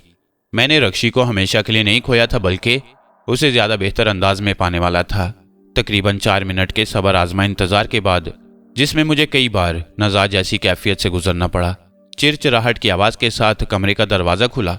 सूखे धानों में पानी पड़ गया। चेहरे पर खुशी की लहर दौड़ गई। वही रक्षी जिसे मैंने बड़ी बेदर्दी से खत्म किया था, नई रूह को अपने जिस्म में समोकर शराबियों की तरह झूलती और लड़खड़ाती हुई आ रही थी। मुसरत से फूला नहीं समाया। दीवानावार बाजू फैलाकर उसकी तरफ लपका, लेकिन मोहब्बत का जवाब मोहब्बत से देने की बजाय उसने जोर से मेरे हाथों को झटक दिया। उसमें इतनी ताकत आ गई थी कि मैं उसका वार नहीं सह सका और औंधे मुंह फर्श के गंदे और गीले हिस्से पर जा गिरा। आंखों के गिर्द रंग बिरंगे सितारे झिलमिलाने लगे। जितनी देर में उठकर दोबारा उसकी जानिब दौड़ा, वो घर से बाहर गली में खड़ी एक खाली रिक्शा में बैठ चुकी थी। मैं आवाजें देता रह गया। रिक्शा देखते ही देखते हवा हो गया। रक्षी की कार जिसमें बैठकर वो गजल की खैर आफियत मालूम करने आई थी, गली के मोड़ पर जूं की तूं खड़ी थी। और तब मुझे याद आया कि वो कार क्यों छोड़ गई थी। दरअसल रक्षी होते हुए भी रक्षी नहीं रही थी। नई रक्षी ड्राइविंग से बिल्कुल नाबल्द थी। फिर मेरी समझ में उसकी बरहमी की वजह भी आ गई। मैंने उसे 1 साल तक फिजा की पहनाइयों में भटकने और हिजरो फराक की तकलीफें झेलने का दुख दिया था। होना तो ये चाहिए था कि इधर वो पुलिस की गोली का निशाना बनती और उधर उसे नया जिस्म फराहम कर दिया जाता। वादा करने के बावजूद मैंने सुस्ती से काम लिया। उसकी खफगी बजा थी। मोहब्बत करने वालों के लिए 1 साल का अरसा सदियों से कम नहीं होता। तुम इन बातों को नहीं समझ सकोगे। ये उस मोहब्बत की बातें हैं जिससे शादीशुदा होने के बावजूद तुम नाश ना हो। तुम्हें नहीं मालूम कि सितारों की झिलमिलाहट कब अच्छी लगती है और कब वही रोशनी रगे जहां पर हथौड़े बरसाना शुरू कर देती है। भाईजान एक बार फिर खामोश हो गए। फिर कहने लगे, वो दिन है और आज का दिन। रक्षी के जिस्म को अपनाने के बाद अभी तक उसने मुझसे सीधे मुंह बात नहीं की। 2 मरतबा बेहया बनकर उसे मनाने के लिए रक्षी के घर गया और दोनों मरतबा उसने मुझसे मिलने से इनकार कर दिया। आज शाम अकीके में आई। मैंने मिलना चाहा तो मेहमानों की मौजूदगी में साफ साफ कह दिया कि वो मुझे जानती ही नहीं। आंखें निकाल कर बोली, आखिर तुम हो कौन? ख्वामखा मेरे पीछे क्यों पड़े हो? मुझसे तुम्हारा कोई रिश्ता नाता नहीं है। सामने से हट जाओ वरना मैं तुम्हें धक्का देकर अंदर चली जाऊंगी। मैं माजरत करना चाहता था, उसे यकीन दिलाना चाहता था कि गजल की अम्मी आ गई और उन्होंने मुझे अगरबत्तियां लेने के लिए बाजार भेज दिया। इस मर्तबा वो खामोश हुए तो देर तक गुमसुम से बैठे रहे। घर के अंदर से गाने की आवाजें आना बंद हो चुकी थीं। अंदर से अचानक रक्षी के हंसने की आवाज आई। दूसरी लड़कियां भी उसके साथ हंस रही थीं, लेकिन रक्षी की आवाज सब पर भारी थी। मैं नफरत करता हूं इस आवाज से, भाईजान ने बड़बड़ा कर कहा। अगर मालूम होता कि मुझे धोखा देकर रक्षी के जिस्म पर कब्जा किया जा रहा है तो उस धोखेबाज की बात हरगिज न मानता। मासूम रक्षी के खून से अपने हाथ कभी न रंगता। दुनिया मुझे कातिल समझे या ना समझे, मैं बहरहाल कातिल हूं। मैंने उस लड़की को कत्ल किया है जो दिलो जान से मुझे चाहती थी। मैं अपने आप को कभी मुआफ नहीं करूंगा। भाईजान, मैंने उनके कंधे पर हाथ रखकर कहा, मैं नहीं चाहता कि तस्दीक किए बगैर आपको असल बात बताऊं, लेकिन आपकी बेचैनी और परेशानी को देखकर ये कहने के लिए मजबूर हो गया हूं कि हक ताला ने जिन हाथों को सच्चाई के लिए तख्लीक किया है वो किसी की जान नहीं ले सकते। रक्षी कल भी जिंदा थी, आज भी जिंदा है और कल भी जिंदा रहेगी। किसी चुड़ैल की मजाल नहीं है कि उसके जिस्म की तरफ आंख उठाकर देख सके। क्या बक रहे हो? उन्होंने बेएतमादी से कहा, मगर आंखें पुरुमीद अंदाज में मेरे चेहरे पर जम गईं। अभी तक मेरी मुलाकात रक्षी से नहीं हुई, फिर भी मैंने असहाबे कहफ के बारे में जो कुछ पढ़ा और सुना है उसके पेश नज़र पूरे यकीन और एतमाद से कह सकता हूँ कि आपको गलत फहमी हुई है। रक्षी सही सलामत है। अगर वो सही सलामत है तो मुझसे सीधे मुंह बात क्यों नहीं करती? ये भी सबूत है इस बात का कि मैं गलत बयानी नहीं कर रहा। मैंने जवाब दिया। आपने उसका गला घोंटा, उसकी आंखें बाहर निकाल दी, उसको बेदम कर दिया, बल्कि अपनी दानिस्त में कत्ल कर डाला। फिर भी उसे तवक्को कर रही हैं कि वो सीधे मुंह बात करेगी। शरीफ लड़की है कि आपके वैश्याना सलूक के बावजूद राना के अकीके में शिरकत के लिए आ गई। कोई दूसरी लड़की होती तो आपको नाक को चने चबवा देती। आपके खिलाफ इक़दाम कत्ल का मुकदमा दर्ज हो चुका होता और इस वक्त आप हवालात में बंद होते। रही ये बात कि आपकी हरकत के बाद जब वो घर से लड़खड़ाती हुई निकली तो कार की बजाय रिक्शा में बैठकर 9-2-11 हो गई। ताज्जुब है कि डॉक्टर होने के बावजूद आपको असरार है कि जाने वाली रक्षी नहीं थी। रक्षी होती तो कार पर जाती, रिक्शा में नहीं जाती। खुद सोचिए, आपने उसे ड्राइविंग के काबिल रहने ही कब दिया? वो नीम मुर्दा हो चुकी थी, हाथ पांव काबू में थे ना ज़हन, और वो आप ही के इशारे के मुताबिक शराबियों की तरह झूम रही थी। क्या कोई ऐसा शराबी जो बहुत ज्यादा पिए हुए हो और जिसे एक की जगह 4-4 चीजें नजर आ रही हों ड्राइविंग करने की हमाकत कर सकता है? भाईजान ने इस बात में सर हिला दिया। फिर कुछ सोचते हुए बोले, क्या वजह है कि उस दिन के बाद से उसने आज तक ड्राइविंग नहीं की? बहुत सी वजूहात हो सकती हैं, मैंने कहा, जिस्मानी भी और नफ्सियाती भी। आप डॉक्टर हैं इसलिए उन वजूहात पर बखूबी रोशनी डाल सकते हैं। मैं तो सिर्फ इतना ही कह सकता हूँ कि दिल टूट जाए तो हर चीज जहर लगने लगती है, तफरी से खौफ आने लगता है, दिल जमई से कोई भी काम नहीं हो सकता। फिर ये क्या हो रहा है? भाईजान ने घर की तरफ मुंह करके पूछा। उसका इशारा कह कहों भरे उस कवाली नुमा गीत की तरफ था जिसे लड़कियां गले फाड़ फाड़ कर गा रही थीं। मैं नहीं जानता कि क्या हो रहा है और क्यों हो रहा है, मैंने जवाब दिया। हालांकि जानता था कि अपने गम को दूसरों से छुपाने के लिए कुछ लोग इसी किस्म की बेतुकी हरकतें करने लगते हैं। अगर रक्षी जिंदा है और बज़ाहिर ऐसी कोई वजह नजर नहीं आती, तुमने उसकी जिंदगी का यकीन दिलाया है, उसे गलत समझा जाए। तुम्हारे कहने के मुताबिक रक्षी जिंदा है तो तिब की इस्तिलाह में रक्षी के कहकों को और गानों को जोर जोर से बोलने को एक किस्म के हिस्टीरिया से ताबीर किया जा सकता है। इस स्टेज पर इंसान जिंदगी से फरार हासिल करने के लिए जिंदगी की तरफ भागता है। डॉक्टर साहब, मैंने हल्की सी मुस्कुराहट के साथ भाईजान को मुखातिब किया। सुना है कि मर्ज की सही तशखीस हो जाए तो इलाज करना मुश्किल नहीं रहता। मर्ज भी आपका, मरीज भी आपका, और अब उसका इलाज भी आप ही को करना होगा। वो हंसने लगे। हंसते हुए उन्होंने डॉक्टरों वाला घिसा पिटा हुआ फिल्मी मुकालमा दोहराया। नदीम, बाखुदा अपनी सी कोई कसर नहीं उठा रखूंगा। भाईजान भी हंस रहे थे, मैं भी हंस रहा था, लेकिन चोर हम दोनों के ही दिल में था। रक्षी हनूज रक्षी ही थी। इसका यकीन मुझे आया था ना भाईजान को कि उन्होंने अपने हाथों से उसे खत्म किया था। नागफनी के करतूत याद आते तो एहतमाल होने लगता कि कहीं वो सचमुच रक्षी के मुर्दा जिस्म पर काबिज न हो गई हो। रक्षी को मैंने और गजल ही ने समझाया। भाईजान ने भी जैसा कि उन्होंने कहा था, बाखुदा अपनी सी कोई कसर उठा नहीं रखूंगा। रक्षी को मनाने के लिए एड़ी चोटी का जोर लगा दिया। 3 महीने की मेहनत के बाद हमें कदरे कामयाबी हुई। रक्षी कुछ नरम पड़ी तो हमने उसे असल बात बताई कि जिस वक्त भाईजान ने उसे खत्म करने की कोशिश की थी वो अपने आपे में नहीं थी, नागफनी के जेरे असर थे। मगर अब ऐसा नहीं हो सकेगा रक्षी बाजी, गजल ने कहा। एक बुजुर्ग के बताए हुए तरीके पर अमल करके हमने उस बला से हमेशा के लिए निजात हासिल कर ली है। मैंने कहा, ना मैं तफसील बताऊंगा ना तुम तफसील सुनना पसंद करोगी। मुख्तसर इतना ही कह सकता हूँ और पूरे यकीन के साथ कह सकता हूँ कि उन छोटे मोटे लड़ाई झगड़ों को छोड़कर जो दो मोहब्बत करने वालों में अक्सर होते रहते हैं, तुम्हें भाईजान से कोई शिकायत नहीं होगी। भाईजान भी दिन में कम से कम 3 मरतबा उसे फ़ोन करते थे। फ़ोन पर भी एक बात कहते और खतूत में भी एक ही बात लिखते, मुझे मुआफ़ कर दो रक्षी। सख्त पत्थर पर लगातार पानी की बूंद गिरती रहे तो उसमें भी सुराख हो जाता है। रक्षी तो लड़की थी और लड़कियों के दिल खालिस मोम के बने होते हैं। उस पर हमारे समझाने बुझाने और भाईजान की मुआफ़ियों तलाफियों का क्यों कर असर नहीं होता। बिलाखिर उसने भाईजान को मुआफ़ कर दिया और एक शाम को उनके साथ सफारी पार्क पर सैर करने चली गई। उन्हीं दिनों जब मैं और गजल उन रंजिशों को दूर करने की कोशिश कर रहे थे जो रक्षी और भाईजान के माबैन पैदा हो चुकी थी, गजल ने इंसाफ केमिस्ट का तैयार करदा, सदफ का पेश करदा और भाईजान का जिला करदा हाथ मुस्तकिल तौर पर पहनना शुरू कर दिया। इससे कबल वो थोड़ी देर के लिए उस हाथ को पहना करती थी। हाथ सांस की मदद से हरकत में आता था, इसलिए फेफड़ों पर बोझ पड़ता, चंद ही मिनटों में सांस फूल जाती, पीठ और पसलियों में दर्द महसूस होने लगता और गजल उसे उतारने पर मजबूर हो जाती। एक रात सोने से कबल उसने हाथ उतारते हुए कहा, चंद दिन पहले मैंने एक बुजुर्ग को ख्वाब में देखा था। वो मेरे मसनूई हाथ पर दम कर रहे थे और फरमा रहे थे कि इसे कुव्वत मसीहाई अता की जा रही है। उस रोज के बाद से वो घरानी खत्म हो गई जो हाथ पहनने से हुआ करती थी। पहले दिन मैंने सुबह के वक्त हाथ पहना तो उसे उतारना ही भूल गई। रात को लेटते वक्त याद आया कि ना मेरे फेफड़ों में बोझ पड़ा था, ना पीठ और पसलियों में दर्द हुआ था और मैं खिलाफे मामूल दिन भर हाथ को पहने रही।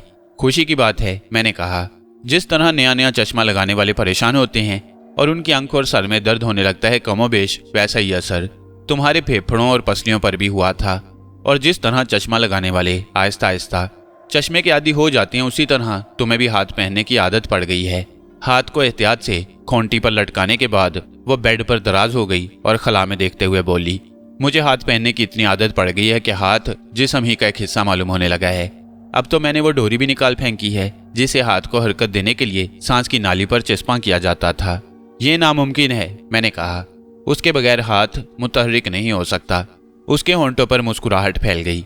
मैं समझती हूँ कि मैंने जो ख्वाब देखा था वो सच्चा ख्वाब था। तुमने जो ख्वाब देखा था वो उस अलाबला के बायस था जो तुम्हारी अम्मी ने ताकत बहाल रखने के लिए तुम्हें बना कर दी है और जिसे तुम पाबंदी से सोते वक्त जरूर खाती हो। मैदे में पहुंचकर उसी से गैस बनती होगी और उसी गैस के बायस ख्वाब नजर आते होंगे। फिर क्या वजह है कि मैं सांस की मदद के बगैर बड़ी आसानी से हाथ को मुतहर्रिक रख सकती हूँ? उसने चेहरा घुमाकर मेरी तरफ देखा। आंखें गैर मामूली खुशी से चमक रही थीं। आप कहें तो मैं अभी आपको हाथ पहनकर दिखाऊं कि जिस बात को आप नामुमकिन समझते हैं वो नामुमकिन नहीं है। चंद रोज हुए अब्बा जी के सर में इतना शदीद दर्द था कि दुकान पर बैठना दोभर हो गया। वो घर में आकर लेट गई। मैंने कहा, लाइए सर दबा दूं। इधर सर पर हाथ रखा और उधर वो मुस्कुराते हुए उठ खड़े हुए कहने लगे, खुदा की कसम तुम्हारे हाथ में तो जादू है। यूं लग रहा है जैसे कभी दर्द हुआ ही नहीं। अब्बा जी जैसा मक्कार शख्स मैंने आज तक नहीं देखा। तुमसे और रक्षी से उन्हें इतनी मोहब्बत है कि तुम दोनों में से अगर कोई उन्हें जहर दे दे तब भी दम निकल रहा होगा और वो मुस्कुरा मुस्कुरा कर कह रहे होंगे कि इतनी मजेदार, इतनी पुरजायका चीज तो उन्होंने पहली बार खाई है। भैया का पेट खराब हो गया था, गजल ने खला में घूरते हुए कहा, जिसकी वजह से उसे इतना बुखार था कि बिस्तर झुलसता हुआ मालूम हो रहा था। अम्मी उसे मेरे हवाले करके नुक्कड़ पर बैठने वाले डॉक्टर को बुलाने गईं और 15 मिनट के अंदर अंदर डॉक्टर को लेकर घर वापस आ गईं। बस इतनी देर में भैया का पेट भी दुरुस्त हो चुका था और बुखार भी उतर गया था। अम्मी और डॉक्टर को बेहद ताज्जुब हुआ। अम्मी कस्में खा खा कर डॉक्टर को यकीन दिलाने लगी कि जिस वक्त वो उसे बुलाने गई बच्चे का जिस्म बहुत बुरी तरह तप रहा था। तुम्हारा ख्याल है कि तुमने अपने भाई को हाथ फेर कर सेहतयाब कर दिया। मैंने उसके जिस्म पर हाथ फेरा था, लेकिन ये नहीं जानती थी कि वो सेहतयाब हो जाएगा। किसी खुशफहमी का शिकार होने की जरूरत नहीं है गजल। पिछले दिनों हमारी राना को चंद छींकें आ गई थी और उसने दूध पीना छोड़ दिया था, तो तुम कितनी परेशान हो गई थी। टैक्सी करके अब्बा जान के साथ बच्चों के स्पेशलिस्ट को दिखाने दौड़ गई। यही हाल तुम्हारी अम्मी का हुआ होगा और उनकी ममता ने तुम्हारे भाई की तबीयत को, हालांकि वो भला चंगा हो गया था, कई गुना बढ़ा दिया होगा। चलो मान लिया कि तुम्हारा भाई हाथ फेरने की बदौलत ठीक हो गया, फिर क्या वजह है कि तुम राना को ठीक नहीं कर सकी और तुम्हें राना को लेकर बच्चों के डॉक्टर के पास जाना पड़ा। आप तो बाल की खाल निकालने बैठ जाते हैं। गजल ने मेरी आंखों में आंखें डालते हुए जवाब दिया, फिर फौरन ही बोली, अब याद आया, मैं राना को डॉक्टर के पास क्यों ले गई थी? क्योंकि उस वक्त तक मैंने ख्वाब नहीं देखा था। गजल ने मेरे सीने में अपना सर छुपा लिया। मैं ख्वाब को भूलना चाहती हूँ, मगर ना जाने क्यों ऐसा मालूम होता है जैसे कोई बहुत ही अजीब और बहुत ही अनोखी बात पेश आने वाली हो। बात आई गई हो गई, लेकिन हमेशा के लिए नहीं, सिर्फ वक्ती तौर पर। दूसरे या तीसरे दिन का जिक्र है, शाह लतीफ़ डे के सिलसिले में। कॉलेज और स्कूल की छुट्टी थी। मैं नाश्ते के बाद दोबारा पलंग पर जा लेटा। अगले दिन छुट्टी हो तो मुझ जैसे मसरूफ लोगों की रातें अमूमन जाग कर गुजरती हैं। घर में मेरे और गजल के अलावा कोई और नहीं था। अब्बा जी घर में निकाली हुई खुश्क दूध और चाय की पत्ती वाली दुकान पर जा चुके थे। जब से दूध महंगा हुआ था, लोगों ने खुश्क दूध का इस्तेमाल शुरू कर दिया। जो दूध लेने आते वो चाय की पत्ती को भी जरूर आजमाते। चाय की पत्ती आला मेयार की थी, उसके मुकाबले में बड़ी कंपनियों की चाय खासी महंगी थी। चुनाचे थोड़े ही दिनों में अब्बा जी की दुकान खूब चल पड़ी। मैदान पार के लोग भी दूध और चाय खरीदने आते थे। कभी कभी तो अब्बा जी यहाँ तक कहा करते कि अगर वो शुरू ही से खुश्क दूध और चाय का कारोबार करते तो आज शहर के बड़े बड़े कारोबारों में उनका शुमार होता। मुझे हल्की हल्की सी नींद आना शुरू हुई थी कि गजल की आवाज कानों में आई, अरे अरे, घर में क्यों घुसे आ रहे हो? मैं उछलकर बैठ गया। ना सिर्फ बैठ गया, बल्कि बिस्तर से कूदकर फौरन कमरे से बाहर निकला। कराची में ऐसी चोरियां आम हैं। औरतों को घर में अकेला पाकर चोर घर में दाखिल हो जाते हैं और सब कुछ लूट कर ले जाते हैं। कभी कभी तो कत्ल करने से भी नहीं चूकते। कमरे के बाहर गया तो देखा 8-9 साल का एक छोटा सा अपाहिज लड़का था, जो हाथ फैलाए जमीन पर घसीटता हुआ अंदर आ गया। शुबह हुआ कि वो अकेला नहीं होगा, उसके 2-4 साथी और होंगे, लेकिन बाहर कोई भी नहीं था। पूरी गली खाली और सुनसान पड़ी थी। उस तरफ से मुतमईन होकर घर में आया। उस वक्त तक लड़का टांगों के बल घसीटता हुआ सेहन तक पहुंच गया था और गजल अखबार में लपेटकर उसे नाश्ते की बची हुई डबल रोटी के टुकड़े दे रही थी। लड़का फौरन ही डबल रोटी के टुकड़ों पर टूट पड़ा। बहुत भूखा मालूम होता है, गजल ने मुझसे मुखातिब होकर कहा। मैंने कोई जवाब नहीं दिया। नजरें लड़के पर जमी थीं, जो जल्दी जल्दी टुकड़े निगल रहा था। ऐसा लगता था जैसे उसे डर हो कि हम उससे उसका खाना छीन लेंगे। पानी? उसने अचानक गले पर हाथ रखकर कहा। शायद कोई टुकड़ा उसके हलक में फंस गया था। गजल ने नलके के नीचे रखे हुए प्लास्टिक के गिलास में पानी भर दिया। प्लास्टिक का गिलास हमने खास तौर पर भिखारियों और मजदूरों के लिए वक्फ कर रखा था। लड़के ने पानी के बड़े बड़े घोंट लिए और डबल रोटी के बाकी टुकड़े भी हलक के नीचे उतार लिए। गजल को ना जाने क्या सूझी, उसके सर पर हाथ फेर कर बोली, पेट भर गया और लाऊं? लड़के का जिस्म लरजने लगा। ऐसा मालूम हुआ जैसे उसका सारा खाया पिया मुंह से बाहर आने वाला हो। फिर वो कदरे संभला। एक नजर गजल पर डाली, दूसरी नजर अपने पैरों पर, फर्श पर दोनों हाथ रखे। थोड़ा सा जोर दिया और आहिस्ता आहिस्ता खड़ा हो गया। हैरत और मुसर्रत उसके रुएं रुएं से फूटी पड़ रही थी। मैं खड़ा हो सकता हूँ? लड़के ने हवा से मुखातिब होकर कहा। बदमाश, मैंने कहा, अपाहिजों का भेष बदल कर घरों में घुसते हो ताकि इधर उधर गिरी पड़ी चीजें उठाकर फरार हो जाओ। लड़के ने चंद कदम उठाए। खुदा की कसम, उसने दोबारा हवा को मुखातिब किया। मैं चल सकता हूँ। मैंने कहा, मैं तुम जैसे गुंडों से अच्छी तरह वाकिफ हूँ। चलते फिरते नजर आओ, वरना मार मार कर तुम्हें सचमुच का अपाहिज बना दूंगा। लड़के ने पहली बार मेरी तरफ देखा। मैं खड़ा नहीं हो सकता था, चल नहीं सकता था। डॉक्टर कहते थे तुम्हारी टांगें कभी ठीक नहीं हो सकती, तुम हमेशा ऐसे ही रहोगे। लेकिन जुमला नामुकम्मल छोड़कर वो गजल से मुखातिब हुआ। आपा, क्या तुम डॉक्टर हो? आपा के बच्चे जाते हो या? आपा, क्या तुमने डबल रोटी में डालकर मुझे कोई दवा खिलाई थी? लड़का पूछ रहा था। नहीं, पानी में मिलाकर पिलाई होगी। पानी पीते ही टांगें खिंचने लगी और मुझे यकीन हो गया कि मैं खड़ा होकर चल फिर सकता हूँ। गजल गुमसुम सी खड़ी उसे देख रही थी। मैं लड़के को मारने की नीयत से आगे बढ़ा तो वो चौंकी और उसने मेरा हाथ पकड़ लिया। लड़के को कुछ न कहिए, ये ठीक कह रहा है। मुझे मालूम था। लड़के ने खुशी का नारा लगाया। मुझे मालूम था कि मेरा इलाज तुम ही ने किया है। अब मैं किसी कारखाने में नौकरी करूंगा और फीस की पाई पाई अदा करूंगा। तुम्हारी फीस क्या है आपा? कोई फीस नहीं है, गजल ने कहा। बस एक शर्त है, किसी से इस बात का जिक्र मत करना, नहीं तो मैं तुम्हें दोबारा पहले की तरह अपाहिज बना दूंगी। तुम जन्नती बीबी हो आपा, तुम जैसी काबिल डॉक्टर मैंने आज तक नहीं देखी, लड़का बोला। अब मैं जाऊं आपा? जाओ, मगर आइंदा भूले से भी यहाँ ना आना। लड़का लड़खड़ाता और छोटे छोटे कदम उठाता घर से बाहर निकल गया। देखा आपने, गजल ने मुझसे मुखातिब होकर कहा, मैंने आपको क्या बताया था? अगर तुम ये समझ रही हो कि सारी करामात तुम्हारे हाथ की है तो सख्त किस्म की गलतफहमी का शिकार हो, मैंने जवाब दिया। कहने को तो मैंने गजल से कह दिया, लेकिन खुद मेरी अपनी अजीब सी बेयकीनी की कैफियत थी। आंखों ने जो देखा और कानों ने जो सुना उस पर एतबार ना होते हुए भी एतबार सा चला था। बिस्तर पर लेटा और सोचते सोचते सो गया। दोपहर को सोकर उठा तो सब कुछ भूल भाल चुका था। बाद में बहुत दिनों तक ना ये मसला याद आया, न गजल ने इस पर कोई गुफ्तगू की। कुछ मसरूफियात भी दो चंद हो गईं। भाईजान और रक्षी की रंजिशें और शिकायतें दूर होना शुरू हो गई थीं, और जैसा कि मैं अर्ज कर चुका हूँ, मेरी और गजल की कोशिशें रंग लाई थीं। रक्षी भाईजान को मुआफ करके उनके साथ एक शाम को हंसी खुशी सफारी पार्क चली गई थी। जिस शाम भाईजान और रक्षी सफारी पार्क गए थे, उसी शाम जुबैरी साहब ने गजल के घर फोन किया और गजल की अम्मी से कहा कि वो मुझे फोन पर बुलाएं। मैं हस्बे मामूल स्कूल पढ़ाने गया हुआ था। मेरे बजाय गजल फोन सुनने गई तो उन्होंने मेरी अदम मौजूदगी की वजह मालूम करने के बाद गजल से कहा कि जो ही नदीम स्कूल से आए तुम उसे लेकर हमारे यहाँ पहुँच जाओ, और हाँ, अपनी गुड़िया को भी लाना, मुझे उससे भी एक ज़रूरी मशवरा करना है। गजल बेख्तियार हंस पड़ी। इंजीनियर साहब हमारी राना से मशवरा करने के लिए कह रहे थे, जिसने चंद रोज कबल ही बैठना सीखा था। बोलना तो दरकिनार, अभी तक वो अल्लाह कहना भी नहीं सीखी थी। हालांकि गजल और अब्बा जी दोनों पाबंदी से उसे अल्लाह कहना सिखा रहे थे। इंजीनियर साहब के इरशाद के मुताबिक हम तीनों बाद नमाज मगरिब उनके यहाँ पहुंचे। रक्षी की अम्मी ने लपक कर राना को गजल से ले लिया और उसे प्यार करते हुए बोली, माशाल्लाह माशाल्लाह, कितनी प्यारी हो गई है, रंग भी बिल्कुल अपनी माँ जैसा होता जा रहा है।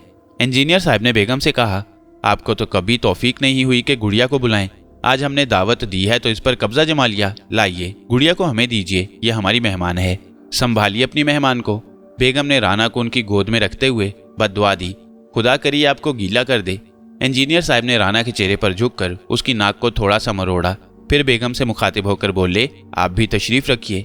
मैंने तशरीफ रखी तो आपको और आपके मेहमानों को 12 बजे रात से पहले खाना नसीब नहीं होगा। गजल ने तड़प कर कहा, आप हमें मेहमान समझ रही हैं, बात तुम्हारी नहीं गुड़िया की हो रही है। इंजीनियर साहब ने राना की उंगलियों से खेलते हुए कहा, हमारी असल मेहमान तो ये है, तुम दोनों तो तफैली हो, इसके तो फैल थोड़ा बहुत खाना तुम्हें भी मिल जाएगा। रक्षी की अम्मा खान सामा को जरूरी हदायत देने के लिए हंसती हुई अंदर चली गईं। जुमे को तो तुम्हारी छुट्टी होती होगी? इंजीनियर साहब ने पूछा, या उस रोज भी? एक ही दिन तो आराम का मिलता है, मैंने जवाब दिया। नमाज के औकात के अलावा सारा वक्त घर पर ही गुजारता हूँ। बस तो फिर ठीक है। क्या ठीक है? गजल ने पूछा। मैंने कहा, मैं समझ गया इंजीनियर साहब कौन सी पहेली बुझवा रही हैं। मैं तो कुछ भी नहीं समझी।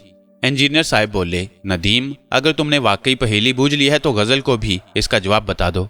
जुबैरी साहब किसी ऐसे जोरदार फंक्शन का इंतजाम कर रहे हैं जो पूरी रात जारी रहेगा। मैंने गजल को बताया, फिर जुबैरी साहब से मुखातिब होकर बोला, क्यों जनाब, है ना यही बात? जवाब दुरुस्त है। इंजीनियर साहब ने हल्के से कहके के साथ जवाब दिया। मगर क्यों? गजल ने इस मासूम अंदाज में पूछा। आप फंक्शन का इंतजाम क्यों कर रहे हैं? मैंने कहा, बेचारे आदत से मजबूर हैं। जवाब गलत है। इंजीनियर साहब ने बाकायदा जोरदार कहकहा लगाया। इस खराब आदत को छोड़े हुए तवील अरसा हो चुका है। ये फंक्शन आदतन नहीं ज़रूरतन मुनक्किद किया जा रहा है। हम खुश हैं और चाहते हैं कि हमारी खुशियों से खुश होने वाले सारे अजीज़ व क़ारिब इस बार भी हमारी खुशी में बराबर के शरीक हों। अल्लाह, गजल बोली, ऐसी कौन सी खुशी की बात हुई है? बताओ नदीम। इंजीनियर साहब ने सवालिया नजरों से मेरी तरफ देखा। तरक्की होगी या इनामी बॉन्ड निकला होगा या इसी किस्म की कोई दूसरी बात हो सकती है। नहीं बूझ भुजक्कर साहब, नहीं। उन्होंने कहा, हम इसलिए खुश हैं कि आज पूरे 3 महीने और 8 दिन बाद रक्षी की तुम्हारे भाई से दोबारा दोस्ती हो गई है। क्या? भैया वक्त मेरे और गजल के मुंह से निकला। हाँ, जुबैरी साहब ने हंसते हुए कहा और सीने पर लेटी हुई राना की पेशानी चूम ली। अल्लाह, गजल बोली, आपको मालूम था कि रक्षी बाजी भाईजान से नाराज हैं?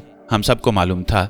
मुझे, बेगम को, तुम्हारे अब्बा और अब्बू को, हम अंधे थोड़ी हैं कि रक्षी को रूठे हुए और तुम्हारे भाई को उसे मनाते देखते और फिर भी कुछ ना समझते।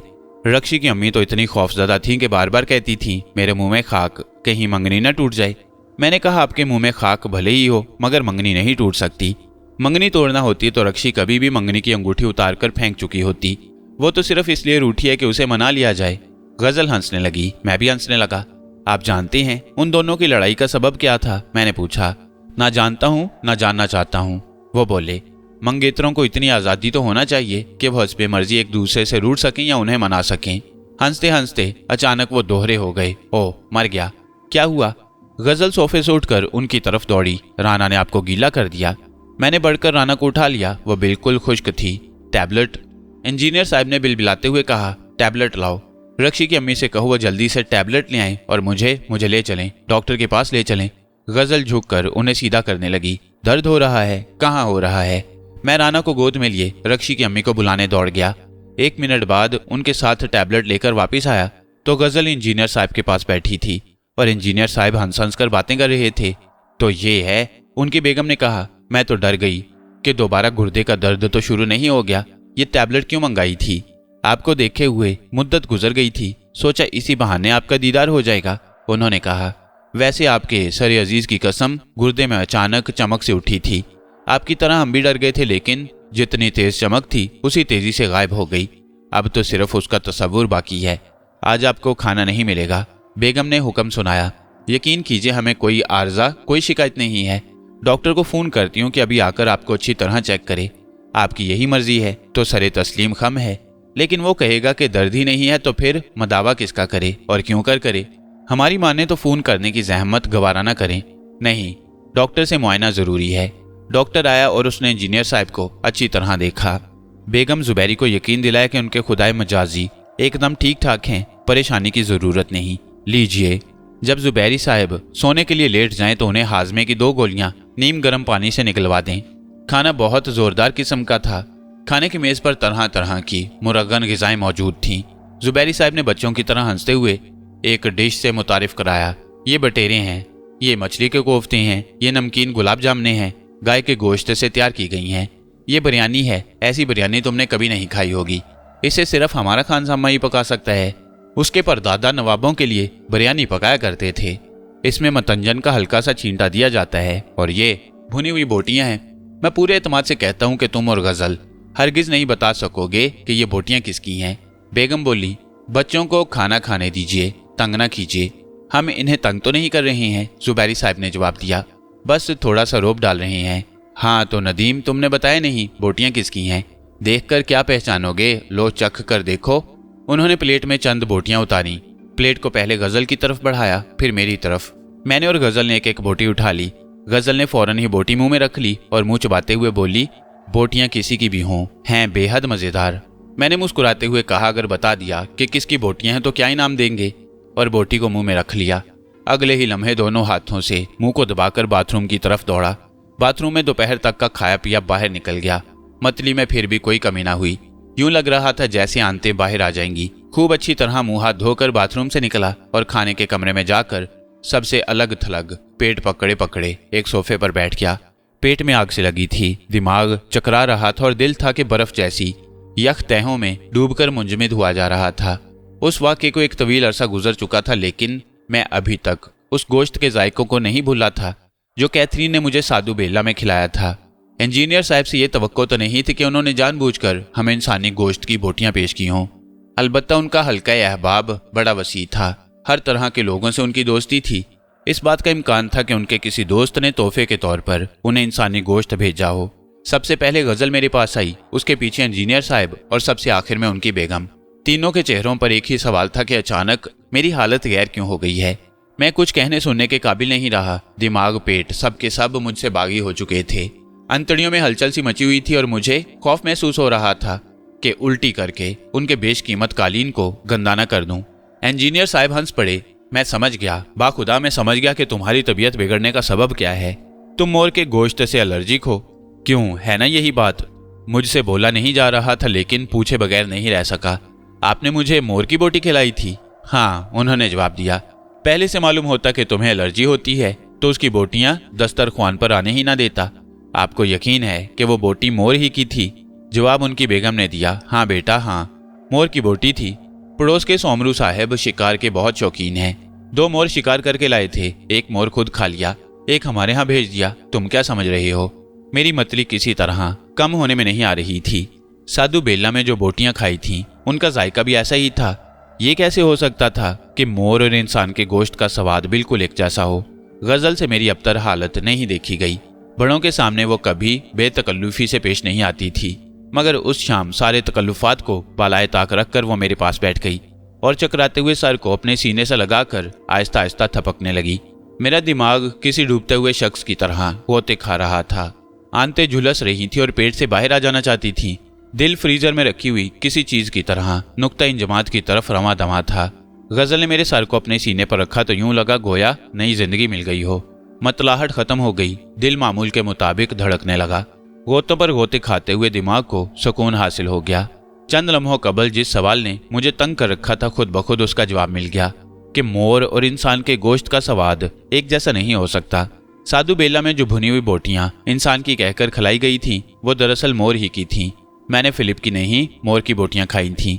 वो वक्त ऐसा नहीं था कि गौर व फिक्र में ज़ाया किया जाता।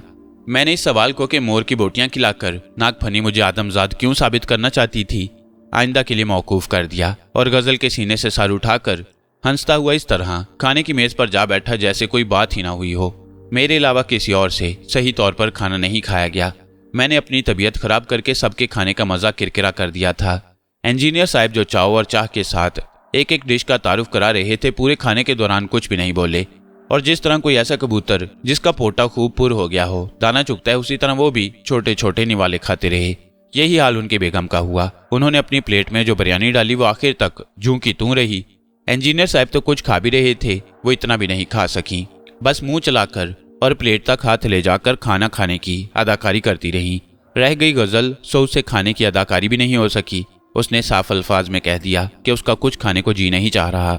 मेरी और भाईजान की मुलाकात 2 रोज बाद इंजीनियर साहब के घर उस तकरीब के दौरान हुई जो उन्होंने दर हकीकत रक्षी और भाईजान की दोस्ती के बायस मुनक्किद की थी, और बहाना यह बनाया था कि बहुत दिनों से कोई गेट टुगेदर पार्टी नहीं की गई। अजीजों दोस्तों से मिलने को दिल तड़प रहा था। अब कुछ फुर्सत मिली तो मुनासिब समझा कि पहली ही फुर्सत में इसका इनकाद कर लिया जाए।